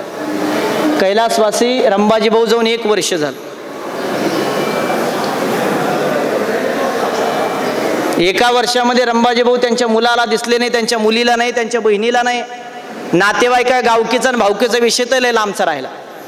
मग रंबाजी भाऊ जर कुणालाच दिसले नाही, त्या बापा करता त्यांच्या घरच्याने एवढा खर्च केलाय. मंगल कार्यालय असेल, साऊंड सिस्टीम असेल, उगले महाराज सगळ्याला भोजन. खरंच त्या बापाचा आत्मा आज 1 वर्षानंतर 12-12.5 घराण्याला आशीर्वाद देईल का बुवा, हाच प्रश्न घेऊन तुम्ही सगळे माझ्या पुढे बसलेले आहेत. मला माहिती नाही कोणत्या कीर्तनकाराने तुम्हाला याच्यावर सोल्युशन सांगितलं असेल, पण ओरिजिनल सोल्युशन सांगतो. आणि जे लोक याला थोतांड समजतात ना, जे म्हणतात ना इथं केल्याने कुठं वरती पोचतं का, कान उघडे करून ऐका. उगले महाराजाचं चॅलेंज आहे महाराज तुम्हाला. आपण धर्मावर नितांत प्रेम करणारा कीर्तनकार आहे. कीर्तन संपलं का श्रद्धांजलीचे कार्यक्रम असते, ते श्रद्धांजलीमध्ये तुम्ही राजकीय टीका टिप्पण्या काही करा, त्या फंद्यात मी कधीच पडत नाही. पण धर्माच्या विरोधात बोललेल्या माणसाला मी कधी सहन करत नाही. मग तू किती मोठा आहे, किती उंचीचा आहे तुझ्या घरचा, धर्माचा आदर स्वाभिमान बाळगायचं म्हणजे बाळगायचा. संभाजी महाराजांनी बलिदान दिलं त्या धर्मासाठी, त्या छावा चित्रपटातून आपल्याला कळतंय. आता माझं सांगणं आहे धर्माचा अभिमान स्वाभिमान ठेवा. गेलेला आत्मा आशीर्वाद देतो कसा तुम्हाला प्रूफ करून देतो. ते पाठीमागच्या टोपीवाल्यांना सांगा, बाहेर बसलेल्यांना एक 5-10 मिनिटं शांत बसा म्हणा. त्यांना हात लावून सांगा, ते 2-4 जण ज्येष्ठ श्रेष्ठ जण, हा ते लाल शर्टावाली एक उठून कोणतरी त्यांच्या पाया पडून सांगा.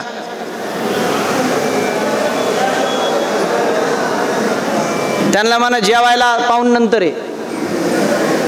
हा थोडा वेळ शांत बसा म्हणा. अतिप्रतिष्ठित कोणी गेलेला आत्मा आशीर्वाद देतो कसा एवढा प्रूफ करून देतो, सेवेला पूर्ण विराम देतो. चला, एकूण बसलेल्यापैकी कुणी सैनिक क्षेत्रात काम केलं का, मेजर म्हणून कुणी आहे का बसलेल्यापैकी? समजा तुमच्यापैकी तुमच्या मित्र परिवारापैकी त्यांच्यावरती विश्वास नसेल, उगले महाराज नसेल तर यूट्यूब सगळ्याकडे आहे. माझं कीर्तन संपलं की यूट्यूबला सर्च करा, मी सांगतो ते. गेलेला आत्मा आशीर्वाद देतो कसा आहे का. 1962 साली चीनचं युद्ध झालं बाबळे महाराज. 1962 साली चीनचं युद्ध प्रारंभ झालं आणि जसवंत सिंग नावाचा सैनिक, नाव टिपून ठेवा, जसवंत सिंग, एकट्या गड्याने चीनची अख्खी टोळी आडून ठेवली. ती एकट्या गड्याने एका टायमाला जसवंत सिंग 6 गनमधून फायरिंग करत होता. पण दुर्दैव घडलं, आपले लोक फितूर झाले आणि 1962 साली जसवंत सिंग साहेबाला चायना बॉर्डरवर फाशी देऊन मारलं. पण 1962 साली फाशी देऊन मारलेल्या जसवंत सिंग साहेबाची कहाणी ऐका, राहता कर. बसलेल्यापैकी उद्या कुणीही चायना बॉर्डरवर जा, बसलेल्यापैकी उद्या कुणीही चायना बॉर्डरवर जा. 1962 साली फाशी देऊन मारलेला जसवंत सिंग आजही घोड्यावरून फिरताना आणि सीमेचं रक्षण करताना आपल्या सैनिकांना दिसतो महाराज. साहेब याच्यात नवल नाहीये. 1962 साली आपल्यातून निघून गेलेल्या जसवंत सिंग साहेबाची पेन्शन सरकारने आज तारखेपर्यंत चालू ठेवली. याच्या पुढे बोलू थोडं. लोकांचं नोकरीमध्ये जिवंतपणे प्रमोशन होत नाही. जसवंत सिंग साहेबाचे 1962 साली आपल्यातून निघून गेल्यानंतर केंद्र सरकारने प्रमोशन केलंय. याच्या पुढे ऐका, दर 4 महिन्याला रेल्वेचं तिकीट बुकिंग असतं जसवंत सिंग साहेबाचं. कधी गेलेत आपल्यातून? 1962 साली गेलेत. दर 4 महिन्याला रेल्वेचं तिकीट बुकिंग असतं. 2025ला त्यांच्या सीटवर कोणी बसत नाही. दर 2 महिन्याला सैनिकांचा प्रोग्राम झाला का सेपरेट खुर्ची टाकली जाते त्यांच्यासाठी, त्यांच्या खुर्चीवर कोणी बसत नाही. याच्या पुढे ऐका, ज्या ठिकाणी जसवंत सिंग साहेब राहत होते, सकाळी उठल्यानंतर त्यांच्या रूमला इस्त्री केलेला शर्ट अटकावला जातो, त्यांचा दिवाण साफ केला जातो, त्यांचे बूट पॉलिश केले जातात. कधी गेलेत आपल्यातून? 1962 साली. 2025ला दररोज सकाळी इस्त्री केलेला शर्ट रूमला अटकावला जातो, दिवाण साफ केला जातो, बूट पॉलिश केले जातात. संध्याकाळी जर तुम्ही त्यांच्या रूमला पाहायला गेलात, पॉलिश केलेल्या बूटवरती आपोआप धूळ साचलेले दिसेल, इस्त्री केलेला शर्ट तुम्हाला चुरगळलेला दिसेल आणि दिवाण तुम्हाला अस्ताव्यस्त झालेलं दिसेल. याच्यातही नवल नाही. कधी आलात पारनेर तालुक्यामध्ये सुप्याच्या पुढं रेल्वेच्या कडाला आहे, शिरूरच्या पाठीमाग, तिथं 10व्याचं प्रवचन करत असताना समोर बसलेल्या फौजी माणसाने मला उत्तर दिलं, उगले महाराज मी याला स्वतः साक्षीदार आहे. स्वतः मी त्या बाउंड्रीवरती ड्युटी केली. संध्याकाळी बाउंड्रीवरती ड्युटी करत असताना अचानक जर आपल्या एखाद्या सैनिकाला जर झोप लागली तर थप्पड मारून उठवण्याचं काम आजही जसवंत सिंग त्या ठिकाणी करतो महाराज. मग सांगा मला, सरकारला जर या गोष्टी मान्य कराव्या लागत असेल तर अर्ध्या आळकोंडाने पिवळ्या झालेल्या 2 पुस्तक वाचून अक्कल आलेल्या लोकांनी काय हिंदू धर्मावर टीका करावी? लोक सहज म्हणतात, अरे आता स्मशानभूमीत 10व्याच्या ठिकाणी धूर केला का कुठं स्वर्गात पोहोचतो का? गड्या, माझं कीर्तन संपलं, यूट्यूबला जा, हरभजन बाबा एक पिक्चर निघाला होता पहा, गोपी बाबाचा पिक्चर पहा. देशाचे पंतप्रधान PM मोदी साहेब जरी तिथं आले, जसवंत सिंग साहेबाला सॅल्यूट केल्याशिवाय कधी पुढे जात नाही. एकच हेलिकॉप्टर बिना सॅल्यूटचं मंदिरावरून गेलं होतं, पुन्हा वापस आलं नाही. 20 नोव्हेंबर 1996 तारीख लिहून ठेवा. पलांडे नावाचे साहेब तिथं आले होते. बाकीचे कर्मचारी म्हणे साहेब इथं खाली उतराव, जसवंत सिंग साहेबाला सॅल्यूट करायची पद्धती आहे, तसं कोणी जात नाही, तर 1 मिनिटात मस्तक टिकून पुढे जाऊ. पलांडे फुगिरीत बोललं, नाही सॅल्यूट केल्याने काय फरक पडतो म्हणे, या जुन्या रूढी परंपरा बंद करून टाक, माय माग मिटिंग म्हणे चला. जसवंत सिंग साहेबाला सॅल्यूट न करता पलांडे हेलिकॉप्टरमध्ये बसला. काही सेकंदात हेलिकॉप्टर क्रॅक झालं. जसवंत सिंग साहेबाच्या शेजारी पलांड्याचा पुतळा उभा केला, जा कधी चायना बॉर्डरवर पाहिला. जसवंत सिंग साहेबाच्या थोडं पुढे गेलं का बुलेट बाबा नावाचं प्रकरण आहे, तिथं गेलं गाड्या अशा साईडला लावा लागते, ते बुलेटचं दर्शन घ्यावं लागतं, मग गाड्या पुढे जातात. बिगर बुलेटच्या दर्शनाची गाडी पुढे जाऊ शकत नाही, आपोआप पाठीमागं ओढल्या जाते. सांगा मला तुम्ही सगळी मंडळी, 1962 साली आपल्यातून निघून गेलेल्या जसवंत सिंग साहेबाच्या आत्म्याची सरकार जर आजपर्यंत एवढी काळजी करत असेल तर कैलासवासी रंबाजी भाऊ आपल्यातून गेल्यानंतर त्यांच्या पोरांनी, त्यांच्या मुलींनी त्या बापाच्या आत्म्याकरता एवढा खर्च केलाय, मग त्या बापाचा आत्मा 1 वर्षानंतर या घराण्याला आशीर्वाद देऊ शकत नाही का? पण उचलली जीभ का लावली टाळ्याला, काही वाचायचं नाही, काही नाही. आत्मा मरत नसतो. आत्मा फक्त या शरीरामधून निसतो, दुसऱ्या शरीरामध्ये प्रवेश करतो. नयनम छंद आणि शस्त्र आणि नयनम दहती पावका. आत्म्याला कापू शकत नाही, आत्म्याला मारू शकत नाही, पाण्यात बुडून मारता येत नाही, जाळू शकत नाही. फक्त आत्मा शरीर सोडतो, दुसऱ्या शरीरामध्ये प्रवेश करतो. त्या मधल्या काळामध्ये त्या आत्म्याच्या निमित्ताने तुम्ही पिंडदान करताय, अन्नदान करताय, वस्त्रदान करताय, गोदान करताय. त्या आत्म्याच्या निमित्ताने जे काही कराल तो आत्मा तुम्हाला आशीर्वाद देतो. तुकोबाच्या भाषेमध्ये तुका म्हणे, पितृ आशीर्वाद देतीन कल्याणा इच्छिती तया कुळा. माझं सांगणं आहे. आणि त्या आत्म्याच्या आशीर्वादाकरता तुम्ही सगळेजण या ठिकाणी उपस्थित आहे. चला, या कोणत्याच गोष्टी जर तुमच्याच्याने घडत नसेल, 5-7 मिनिटात मी थांबणार आहे. तुमच्या घरात कोणतीच शांती घालायची नसेल आणि कोणताच दोष लागू नये असं वाटत असेल तर आयुष्यात एक करा, जिवंत मायबापाची सेवा करा. पुढे जाण्याची गरज नाही, काही करण्याची गरज नाही. मग तुम्ही म्हणाल, उगले महाराज एवढं 1.5-1.5 तास तुम्ही कशाला सांगितलं? तुम्ही घरी पूजा केली, तुम्हाला महत्त्व माहिती नव्हतं. या पूजेवरती कोणी टीका टिप्पणी करू नये. नाही तर श्राद्धाच्या कीर्तनानंतर महाराज लोकांच्या खपल्या काढायच्या सवय झाली महाराज लोकाला. पण मी तुम्हाला सगळ्याची पुरावे देईल. हिंदू धर्म संस्कृती जगातली सगळ्यात मोठी संस्कृती. तुम्ही ज्याला अंधश्रद्धा मानता ना त्याचे सगळे, आणि तुम्हाला कोणताही प्रश्न असेल कीर्तनानंतर 2 ते 5 कधी मला फोन करा, मी तुम्हाला साक्षीदार आहे, मी तुम्हाला उत्तर द्यायला तयार आहे. फक्त धर्मावरती कुणी टीका केलेली उगले महाराजाला आवडत नाही. नुसतं धर्म धर्म म्हणू नका, जे टीका करेल त्याला जिथले तिथं थांबवा. आपण साईबाबांचे सगळे भक्त मंडळी आहे. साईबाबाला आपल्याला बोललेलं चालेल का महाराज? हिंदू धर्मामध्ये त्यांनी रामनवमी सुरू करण्याचा प्रयत्न केला.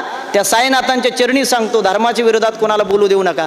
आणि ऐका, आता तुम्हाला कोणत्याच गोष्टी करायच्या नसेल, घरात सुख समाधान प्राप्त करायचं असेल, कोणताच दोष लागू नये असं वाटत असेल तर सोपा पर्याय, तुम्ही सगळे सुशिक्षित आहे ना, जिवंत मायबापाची सेवा करा. आल्यानंतर मला त्यांचे चिरंजीवांची भेट झाली नाही, पण नानाने थोडीशी माहिती दिली. आयुष्यभर या माणसाने कष्ट केले महाराज, पण ज्या दिवशी रंबाजी भाऊ हा बाप नावाचा माणूस घरातून गेला असेल ना, त्यांच्या मुली त्यांचा मुलगा डसा रडले असतील तिळमात्र शंका नाही. पण ज्या दिवशी 10वा झाला असेल आणि 13वा झाला असेल, 13व्या नंतर त्यांची पोरगी सासरवरून माहेरला येत असेल, जो बाप ज्या खुर्चीवरती बसत होता, जो बाप ज्या क्वाटवरती झोपत होता, ती खुर्ची ज्या दिवशी रिकामी दिसत असेल ना, विचारा त्यांच्या मुला मुलींना घरातला बाप गेल्याचं दुःख काय असतं गड्या. आता 21 तारखेला दिवाळी नावाचा सण आलाय. त्या माणसाला ज्या प्रकारचे कपडे घातल्यानंतर अति आनंद वाटत होता, त्या कपड्याचा कलर जरी पाहिला, तासन तास रडणाऱ्या त्यांच्या मुलींना विचारा बाप गेल्याचं दुःख काय असतं. अरे त्या माणसाला ज्या प्रकारची भाजी बनवल्यानंतर अति प्रचंड आवडत होती, त्या भाजीचा निस्ता वास जरी आला घरात, अर्धा 1-1 तास रडणाऱ्या त्यांच्या धर्मपत्नीला विचारा नवरा गेल्याचं दुःख काय असतं. अर्ध्यावरती कुणाची माय मरू नये, अर्ध्यावरती कुणाचा बाप मरू नये, अर्ध्यावरती कुणाची बहीण मरू नये, ना अर्ध्यावरती कुणाची बायको मरू नये. महाराज किती प्रेम करतात रे माय बाप. एखाद्याची माय मरू नये, पण माय जर गेली तिला जर चितेवर ठेवलं ना, आपल्या लेकरांनी अग्नी दिला. लेकरू जर घागर घेऊन चक्रा मारत असेल तर मेलेल्या आईचं वाक्य राहतं, लेकरा घागर घेऊन जवळून चक्रा मारू नको, लेकरा लांबून चक्रा मार. मेलेल्या माईला जर विचारलं ना, माय तू अशी का म्हटली माय, मेलेल्या आईचं वाक्य राहतं, लेकरा तू जर घागर घेऊन जवळून चक्रा मारल्या आणि तुझ्या अंगाला जर चटके लागले तर मी ते सहन करू शकत नाही. सांगा मला, मेलेली माय जर एवढं प्रेम करत असेल तरी बसलेली जिवंत माय किती प्रेम करत असेल. अरे जाना रात्री कधी घरी जाना, हा पठ्ठ्या रात्री 2 वाजता जरी कीर्तन करून घरी गेला, माझ्या घराची जर कधी कडी वाजवली, आईने जर कधी दरवाजा उघडला तर आईचं पहिलं वाक्य राहतं लेकराला, काय विचारते माय, करेक्ट लेकरा तू जेवला काय. लेकरू जर म्हटलं नाही, सकाळी 7 वाजल्यापासून रात्री 2 वाजेपर्यंत माझ्या पोटात अन्नाचा कण नाही माय, भूक लागली गाई. अरे रात्री 2 वाजता स्वयंपाक करायची धमक जर या जगात कुणात असेल तर फक्त आपल्या माईत असते रे. पावसाने भिजलेलं सरपण म्हातारी घरात घेते आणि रात्री 2 वाजता चूल पेटवते. पुरींनो जा बरं, तुम्ही कधी दिवाळीला जा, तुम्ही कधी दसऱ्याला जा, तुम्ही कधी भाऊबीजेला जा, तुमची माय तुम्हाला कधी मोकळ्या हाताने येऊन देते. अरे पोरगी जर निघाली, पिशव्या उचलल्या, उमऱ्याच्या बाहेर आली तर माई घाई घाई पळतीत. गहू देईल, बाजरी देईल, ज्वारी देईल, कांदे कुठं द्यायसारखी गोष्ट आहे. अरे किलो भरका व्हायना कांदे देती पुरीच्या पिशीत. नातवाला भूक लागू नये, भुईमुगाच्या शेंगा भाजून देईन, गुळाचा खडा देईल, नातवाचे 2-4 मुखी घेईन, त्याच्या हातात कपडे घ्यायला 10-10, 20-20 रुपये तरी देईन. त्याने कपडे येत नसते, पण आईची वेडी माया. त्या मायबापाचं सगळ्यात जास्त प्रेम जर या जगात कोणावर असेल तर आपल्या पुरीवरती असतं बरं का. 2 मुली यांना. आता माझं कीर्तन संपलं, पुरुष मंडळी तुम्ही इथून बाहेर निघाले का प्रत्येकाने आपल्या पुरीला फक्त एक फोन करायचा. प्रत्येकाने तुम्ही हॅलो जरी म्हटले ना, हॅलो, तुमचा आवाज जरी छोटा आला तर पोरगी विचारते, बाबा तुम्ही आजारी आहेत काय बाबा. बाबा आवाज छोटा येतो म्हणजे तुमचा घसा बसला वाटतं. बाबा बाबा खरं सांगा, दादा काही बोलला काय, घरात काही किरकिर भांडणं झाली काय, आवाज छोटा येतो, 100% काहीतरी घडलं, आता भेटायला येऊ का दादा, तुम्हाला व्हिडिओ कॉल करू का दादा. अरे सगळ्यात अगोदर बापाचं दुःख जर या जगात कुणाला कळत असेल तर आपल्या पोरीला कळतं. 10 लाखाचं कर्ज बापाच्या डोक्यावरती असू द्या, मी बापाला रडताना अजून पाहिलं नाही. बाप आयुष्यात एकदाच रडतो. कधी, करेक्ट ज्या दिवशी आपल्या पोरीला पाहुणे पाहायला येतात, हॉलमध्ये जर पाहुणे प्रश्न विचारित असेल उभे, आयुष्यात बापाने कधी पांडुरंगाचं तोंड पाहिलं नाही. तो बाप देवघराच्या समोर जातो, देवाला दंडवत घालतो, बापाच्या मुखात वाक्य असतं, देवा तुझ्या भरोशावर पोरगी त्या घरात देतो. मला माहिती नाही पाहुणे कसे आहे, मला माहिती नाही स्वभाव कसा आहे, उद्या काही बरं वाईट झालं त्याला जबाबदार तू राहशील देवा. ऐका ना दादा, पाहुणे निघून जातात, संध्याकाळी पाहुण्याचा फोन येतो, पाटील तुमची पोरगी गोडे दिसायला पसंत आहे, आम्हाला तयारीला लागा. बापाच्या पायाखालची जमीन सरकते, डोक्यावरचं आकाश फाटतं. आनंद तेवढा, दुःख तेवढं झालेलं असतं का? मला बाबा म्हणून आवाज देणारी काळजाचा तुकडा एका महिन्याने मला सोडून जाईल. कोण मला विचारन बाबा चहा करून देऊ का बाबा? कोण मला विचारन बाबा गोळी घेतली का बाबा? कोण मला विचारन बाबा तब्येत बरी आहे का बाबा? पोरीच्या लग्नाकरता मंडपवाल्याच्या पाया पडणारा बाप असतो महाराज, किराणा दुकानदाराच्या पाया पडणारा बाप असतो, सावकाराच्या पाया पडून नेते मंत्री आमदार खासदार सगळ्याच्या पाया पडणारा बाप. लग्नाचा दिवस उगू द्या, मंगल कार्यालयाच्या कोपऱ्याला जातो, तोंडामध्ये रुमाल कोंबतो, ढळ डसा रडतो का? बाबा म्हणून आवाज देणारी काळजाचा तुकडा देवा संध्याकाळी मला सोडून जाईल. कोण विचारन बाबा जेवले का? कोण विचारन बाबा गोळी घेतली का? तो बाप या घरातला गेला. तरुण पोरांना माझं सांगणं आहे, उगले महाराजाचं कीर्तन ऐकून घरी जा. तुमचा बाप जिवंत, त्याच्या पायावर एकदा डोकं ठेवा आणि त्याला कडकडून मिठी मार. बाप म्हणून काय बदल झाला बाबा माय पोरात? अरे कोपरी फाटेपर्यंत आपल्यासाठी काम करणारा बाप असतो महाराज, चप्पल झिजेपर्यंत आपल्यासाठी काम करणारा बाप असतो. त्याला जिवंतपणे समाधानी ठेवा. गेल्यानंतर तुम्ही कार्यक्रम करा नका करू हा तुमच्या विचारांचा प्रश्न आहे. आणि पुरुष मंडळी बसलेल्यापैकी तुम्ही भाऊ भाऊ असाल, पैसा कमी कमवा पण एका विचाराने राहा. तुम्ही भाऊ भाऊ घराने वेगळं राहा, काय म्हणणं नाही, चुलीने वेगळं राहा, काय हरकत नाही, पण विचाराने एकत्र राहा रे. अरे दोन भावाला एका ताटात जेवताना पाहिलं तर माहे बापाचं 10 वर्षाचं आयुष्य वाढतं. त्याच दोन भावाला दिवसभर भांडणं करताना पाहिलं तर मायबाप 10 वर्ष लवकर मरतील वस्तुस्थिती आहे. माता भगिनी, तुम्ही माझ्या आईसारख्या बहिणीसारख्या. तुमचा भाऊ एखाद्या ठिकाणी चुकला असेल, त्याची चूक पदरात घ्या, बोला त्याच्याबरोबर. सत्ता संपत्तीवरून भाऊ बहीण एकमेकासंग बोलायला तारणे दुर्दैव आहे महाराष्ट्राचं. आपल्याला मेल्यानंतर पुळकं येतो, पण जिवंतपणे कुणी कुणाला समजावून घेत नाही. का बोलायचं भावाबरोबर? एवढा प्रसंग सांगून थांबेल. मी ज्या ठिकाणी पारनेरमध्ये राहतो, माझ्या शेजारी एक सोन्या नावाचं मित्र आहे माधव. रंगनाथ नाना त्याच्या बहिणीचं लग्न झालं आणि लग्नानंतर त्याच्या बहिणीला आम्ही दररोज चिडवायचो. तिला म्हणायचो, सोन्यानं तुझं लग्न छोटं केलं, आम्ही सोन्याचं लग्न मोठं करणारे, हत्ती बोलवणारे, घोडे बोलवणारे, 100 महाराज लोक येणार. महाराज असा दिवस नाही त्या पुरीला आम्ही टोमना दिला नाही. पण त्याची बहीण आणि माझी बहीण का वेगळी नाही. पोरीने आपलं हसावं, खाली मान घालावी, निघून जावं. पण दुर्दैव घडलं, सोन्याचा अपघात झाला आणि सोन्या जागेवरती गेला. त्यांच्या घरच्यांनी मला त्या जागेवरून फोन केला, उगले महाराज अशी अशी घटना घडली, सोन्या जागेवर गेलाय, तुमची बहीण नगर कॉलेजला पेपरला गेली, तुमच्या पाया पडते, तुमच्या गाडीत तिला घेऊन या. घटना वाईट होती रे खूप. 2 मित्र मी माझ्या गाडीमध्ये घेतले, नगर कॉलेजच्या गेटवरती गाडी आणून उभा केली. पोरांना म्हटलं काय घडलं तिला सांगू नका. पेपर संपला, पोरगी गेटवरती आली, माझ्या गाडीचा नंबर पाहिला. अरे उगले महाराजाची गाडी दिसते. पाठीमागून काचेवरती नाव वाचलं, गाडीच्या आतमध्ये डोकावून पाहिलं. पोरीने पहिला प्रश्न केला, महाराज आज आमचा सोन्या दिसत नाही, तुमच्यात कुठं गेला? मनातल्या मनात म्हटलं, पुरी तुझं एकुलते एक भाऊ अपघातात गेला, कोणत्या तोंडाने सांगू? खोटं बोललो महाराज मी तिला म्हटलं, अगं मी कीर्तनाला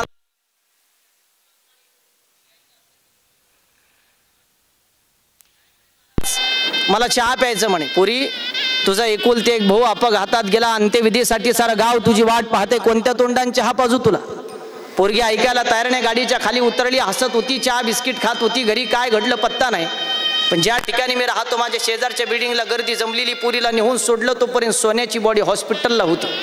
पण पुरुष मंडळी, माता भगिनी, हिंदू धर्माचा एक नियम आहे, ज्या लेकराचं लग्न झालेलं नसेल त्याचा जर अंत्यविधी करायचा असेल, त्याच्या गालाला हळद लावली जाते, त्याला मंडोळी बांधली जाते, त्याला नवरदेव करून त्याचा अंत्यविधी केला जातो. नियम तुम्हाला सगळ्याला माहीत आहे. त्या सोन्याच्या बाबतीत तसंच घडलं रे. त्या पोराचं लग्न झालेलं नव्हतं, सोन्याची बॉडी घरी आणली, गोऱ्या पान गालाला हळद लावली, मंडोळी बांधली आणि नवरदेव करून सोन्याची बॉडी ज्या टायमाला त्यांच्या हॉलमध्ये ठेवली, मी याला स्वतः साक्षीदार आहे. सोन्याची एकुलती एक बहीण पळत आली रे. सोन्याच्या छातीवरती 10 मोकळून रडत होती आणि सांगत होती, उगले महाराज तुम्ही तर म्हणत होते सोन्याचं लग्न मोठं करायचं, हत्ती बोलवायचे, घोडे बोलवायचे, असं केलं का हो माझ्या भावाचं लग्न? अरे ज्या टायमाला सोन्याची एकुलती एक बहीण सोन्यासाठी 10 मोकळून रडत होती महाराज, असा दिवस नसेल त्या बहिणीला त्या भावाची आठवण होत नसेल. बसलेल्यापैकी एखादीचा भाऊ चुकला असेल, घ्या ना चूक पदरात, कोण चुकत नाही रे आयुष्यामध्ये. कुत्र्याच्या जनावराच्या देवाने आपल्याला नाही जन्माला घातलं, माणूस म्हणून जन्माला घातलंय. आणि कोण म्हणतं लोक बदलत नाही महाराज? बसलेल्यापैकी 20-25 लोकांकडे माझे मोबाईल नंबर सेव्ह आहेत. तुम्ही काय माझ्या स्टेटसला रिप्लाय करत, मागच्या महिन्यामध्ये 6 तारखेला राहुरी तालुक्यामध्ये वांबोरी नावाच्या गावात वैभव महाराज माझं एक कीर्तन झालं. वर्ष श्राद्धाच्या कीर्तनानंतर दुसऱ्या दिवशी एका शिक्षकाने मला फोन केला. तो माझा व्हिडिओ महाराष्ट्रभर इंस्टाग्रामला व्हायरल झाला. त्यांनी मला सांगितलं, उगले महाराज काल तुमचं कीर्तन ऐकलं आणि माझ्या विचारात बदल झाला. मी म्हटलं काय झालं सर? अहो 10 वर्षापासून माझ्या बहिणीबरोबर मी बोलत नव्हतो म्हणे. किरकोळ करणार आमचे वाद झालेले, कुणी बोलाव. मागच्या महिन्यामध्ये पॅरालिसिसचा अटॅक आला, बहिणीला बोलत नव्हतो तर भेटायला पण नाही गेलो. पण शपथ घेऊन सांगतो उगले महाराज, तुमचं कीर्तन ऐकलं, बहिणीचा दृष्टांत ऐकला, घरी आलो, राहवलं नाही. बहिणीला फोन केला हो. दुसऱ्या दिवशी 5,000ची साडी घेतली आणि 10 वर्षानंतर बहिणीच्या घरी गेलो. अहो पॅरालिसिस झालेली बहीण पलंगावरती पडलेली होती, तिला उठता येत नव्हतं, हातपाय हलत नव्हते. तिची अवस्था पाहिली आणि माझ्या डोळ्यात पाणी आलं हो महाराज. मला माझं बालपण आठवलं. मी लहान होतो, माझी बहिणीने मला लई जीव लावला. अहो आमची परिस्थिती नाजूक होती. माझ्या बहिणीने आंघोळ घालावी, खावं, कधी उपवाशी झोपावं माझ्याकरता. पण त्या बहिणीला आता उठता येत नव्हतं. तिच्या माने खालून मी हात घातला, बहिणीची मान माझ्या खांद्यावरती टाकली ना आम्ही बहीण भाऊ 10 वर्षानंतर हमसून धुमसून रडलो. अरे 10 वर्षानंतर 2 बहीण भाऊ उगले महाराजाच्या कीर्तनानंतर एकत्र येत असतील तर याच्यापेक्षा काय पुण्य कमवायचं उगले महाराजांनी. पाया पडून सांगतो तुम्हाला राहतेकरांना, राग द्वेष इगो अहंकार 2 मिनिटं बाजूला ठेवा. 4 भिंतीच्या एकमेकाच्या पाया पडा, गुण्या गोविंदाने राहा. लय पैसा कमवणं मग कोणी सोन्याच्या भाकरी खात नसतं. मी लय पैसेवाले लोक पाहिले. पैसा कमवणे या मताचं मी नाही, पण परिवार तेवढाच महत्वाचा. गेल्यानंतर पश्चाताप येतो. शेवटचं 1 मिनिट ऐका. उद्यापासून एवढा संदेश सगळ्या पुरुषांनी फॉलो करा आणि सांगा मला फोन करून, उगले महाराज साई आनंद मंगल कार्यालयात तुमचं कीर्तन ऐकलं आम्ही. नंदूभाऊच्या वडिलांच्या श्राद्धानिमित्त रंगनाथ नाना शिंदे असतील, आमचे माधव दादा असतील, यांनी सगळ्यांनी तुम्हाला तारीख देऊन बोलवलं होतं. तुम्ही त्यांमध्ये संदेश दिला. उद्यापासून प्रत्येक पुरुषाने आपल्या सख्या बहिणीला, रक्ताच्या बहिणीला दररोज एक फोन करायचा आणि 2 प्रश्न विचारायचे. पहिला प्रश्न विचारायचा, बहिणीला जेवण केलं का? आणि दुसरा प्रश्न विचारायचा, पाहुण्याची तुझी तब्येत बरी आहे का? अरे ते बिचाऱ्या बहिणीला मरेपर्यंत इच्छा असते माझ्या भावाने 2 शब्द माझ्या संग प्रेमाने बोला. गड्यावर तुमचं जर ॲक्सिडेंट झाला ना, अपघात, माय बापानंतर पहिल्यांदा पैसे घेऊन पळत येणार जर या जगात कोण असेल तर आपली रक्ताची बहीण असते रे. तिला जर माहिती झालं नाही हायवेवर माझ्या भावाचा ॲक्सिडेंट झाला, गाडीवाल्याने त्याला उडून दिलं, नगरला हॉस्पिटलला ॲडमिट केलं. अरे लोकांची तर रोजाने जाणारी बहीण हाय त्या साडीवरती पळत सुटते, डॉक्टरच्या पाया पडते आणि डॉक्टरला सांगते कितीही पैसे लागू द्या माझा भाऊ जागला पाहिजे. मी लोकांची तर रोजाने जाईन, डॉक्टर अमक्या ऑपरेशनचा खर्च मी देते पण भावाला मरू देऊ नका. ही भूमिका या जगात कोणाची असेल तर आपल्या रक्ताच्या बहिणीची असते. मी जर माझ्या बहिणीला कधी 1000 रुपयाची साडी घेतली, माझी बहीण नगरला येते 4000 रुपये त्याच्यात टाकते आणि 5000ची साडी घेते. पण तिच्या सासू सासऱ्याला मिळून सांगते माझ्या भावाने मला 5000ची साडी घेतली, माझ्या बापाने मला साडी घेतली. भावाचं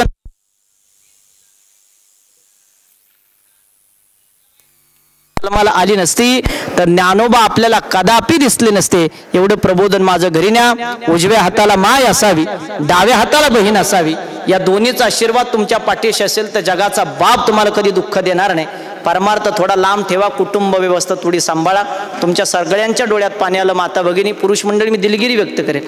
रडवण्याचा उद्देश नाही, पण बसलेल्यापैकी कुणी कुणाबरोबर भांडणं केले असेल, वाद घातले असेल, एकमेकासंग बोलत नसाल, उगले महाराज संदेश जा त्याची माफी मागा. काय नाही होत, 4 भिंतीच्यात पाया पडले काय फरक पडत नाही. राग द्वेष अहंकारासाठी नरदेय का महाराज? अरे कधी मरायचं बसलेल्यापैकी कुणाला माहिती नाही, कोणत्या युनी जन्माला जाणारे माहिती नाही.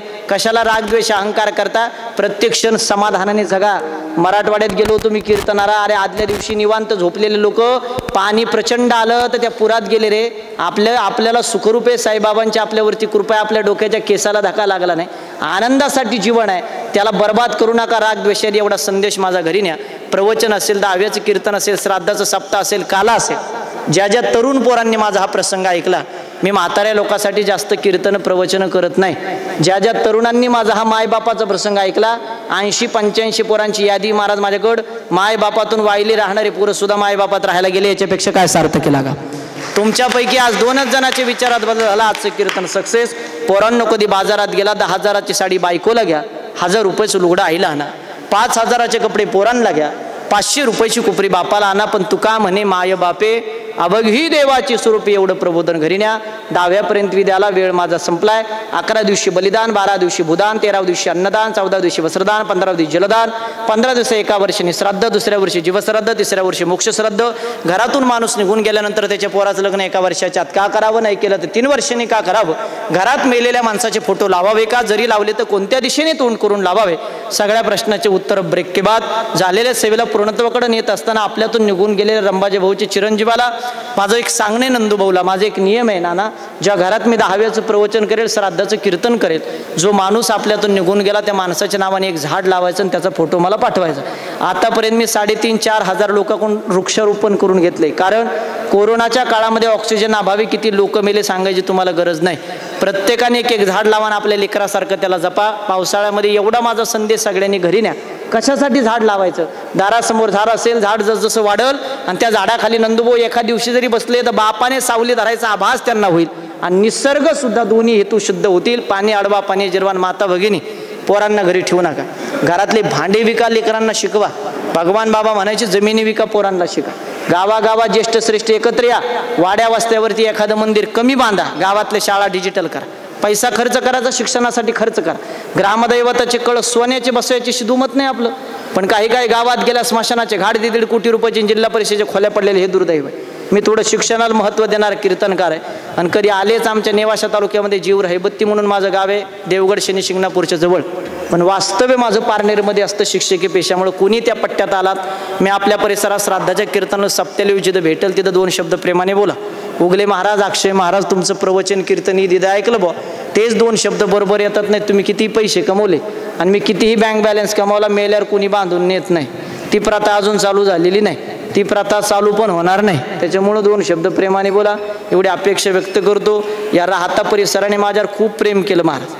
6 महिन्यामध्ये मी 53,000 किलोमीटरचा प्रवास केला, डोक्याच्या केसाला धक्का नाही. 30 दिवसात 92 कार्यक्रम झाले, रोजचे 3 टप्प्यात आल्यावर 4 होते. 26-27 रनिंग वय आता चालू आहे. अजून भरपूर प्रेम आशीर्वाद मला तुमचे सर्वांचे घ्यायचे. असाच आशीर्वाद माझ्या पाठीशी ठेवाला अशी अपेक्षा व्यक्त करतो. आणि सेवेला पूर्णत्वाकडे नेत असताना ज्या दादांनी गोड साऊंड सिस्टीम दिली, एकदा जोरात सगळ्यांनी त्यांच्यासाठी टाळ. मंगल कार्यालय असून सुद्धा तुम्ही प्रयत्न केला, तुमचे धन्यवाद व्यक्त करतो. कारण मंगल कार्यालयात सेट व्हायला खूप वेळ जातो महाराज. मी आता संगमनेरला थोरा साहेबाकडे होतो, त्यांच्या घरचा कार्य मोजून 15 मिनिटं बोलावं लागलं आणि कीर्तन बंद करावं लागलं, कारण समोर आवाज जात नाही, पुढच्यांची बडबड मग अजून विक्षेप होतो. त्या निमित्ताने तुम्ही मला पुन्हा सहकार्य केलं, सांगितल्यानंतर तुम्ही सगळ्यांनी ऐकलं, तुमचे सगळ्यांचे धन्यवाद व्यक्त करतो. गुणीजन मंडळीपैकी सर्व गाणारे आमच्या परिसराचं भूषण आदरणीय बाबळे महाराज या ठिकाणी उपस्थित आहे. परमपूज्य आदरणीय गोड आवाज आमचे वैभवदादा या ठिकाणी उपस्थित आहे. परम आदरणीय माझे परममित्र आपल्या परिसराचं भूषण, अनेक विद्यार्थी मृदुंगाच्या क्षेत्रामध्ये ज्यांनी चांगले तयार केले, आदरणीय राहुल दादासाठी एकदा सगळ्यांनी जोरात टाळ्या वाजवा. हे सगळे विद्यार्थी त्यांच्याकडे शिक्षणा करताय. राहुल दादा तुम्ही चांगली पिढी घडवताय, तुम्हाला धन्यवाद या ठिकाणी व्यक्त करेल. विनेकरी महाराजापासून समोर बसलेले तुम्ही सगळे, नाना असतील, माधव भाऊ, तुम्ही सगळे जवळची माझे नातलग कंपनी आहे, तुम्हाला सगळ्याला धन्यवाद या ठिकाणी व्यक्त करतो. आणि जगद्गुरु तुकोबाराज सांगतात, मी पिंडदान केल्यामुळं, पितरांच्या ऋणातून मुक्त झाल्यामुळं, तुका म्हणे माझे भार उतरले ओझे, ज्यांचं सुंदर असं चॅनल आहे त्या दादांचे मी धन्यवाद व्यक्त करतो. आणि एकदा सगळ्यांनी हात वरती करा, मोठ्या प्रेमाने अर्धा मिनिटं आपल्याला भजन करायचं.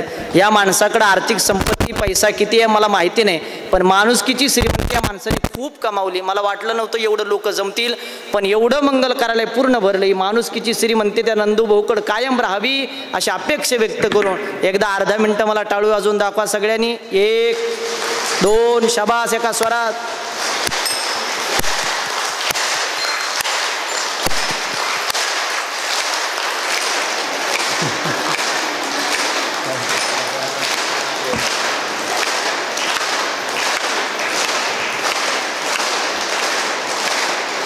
विठोबा रखुमाई, विठोबा रखुमाई, विठोबा रखुमाई, विठोबा रखुमाई, विठोबा रखुमाई,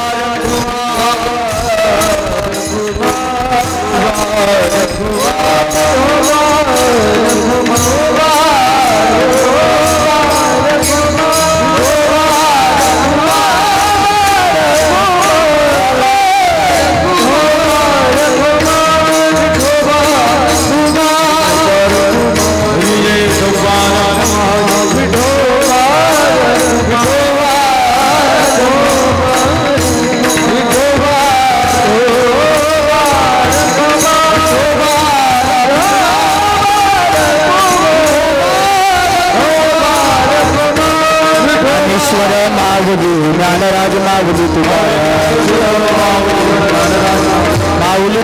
ज्ञानेश्वर माऊली ज्ञानराज माऊली तुकाराम तुकाराम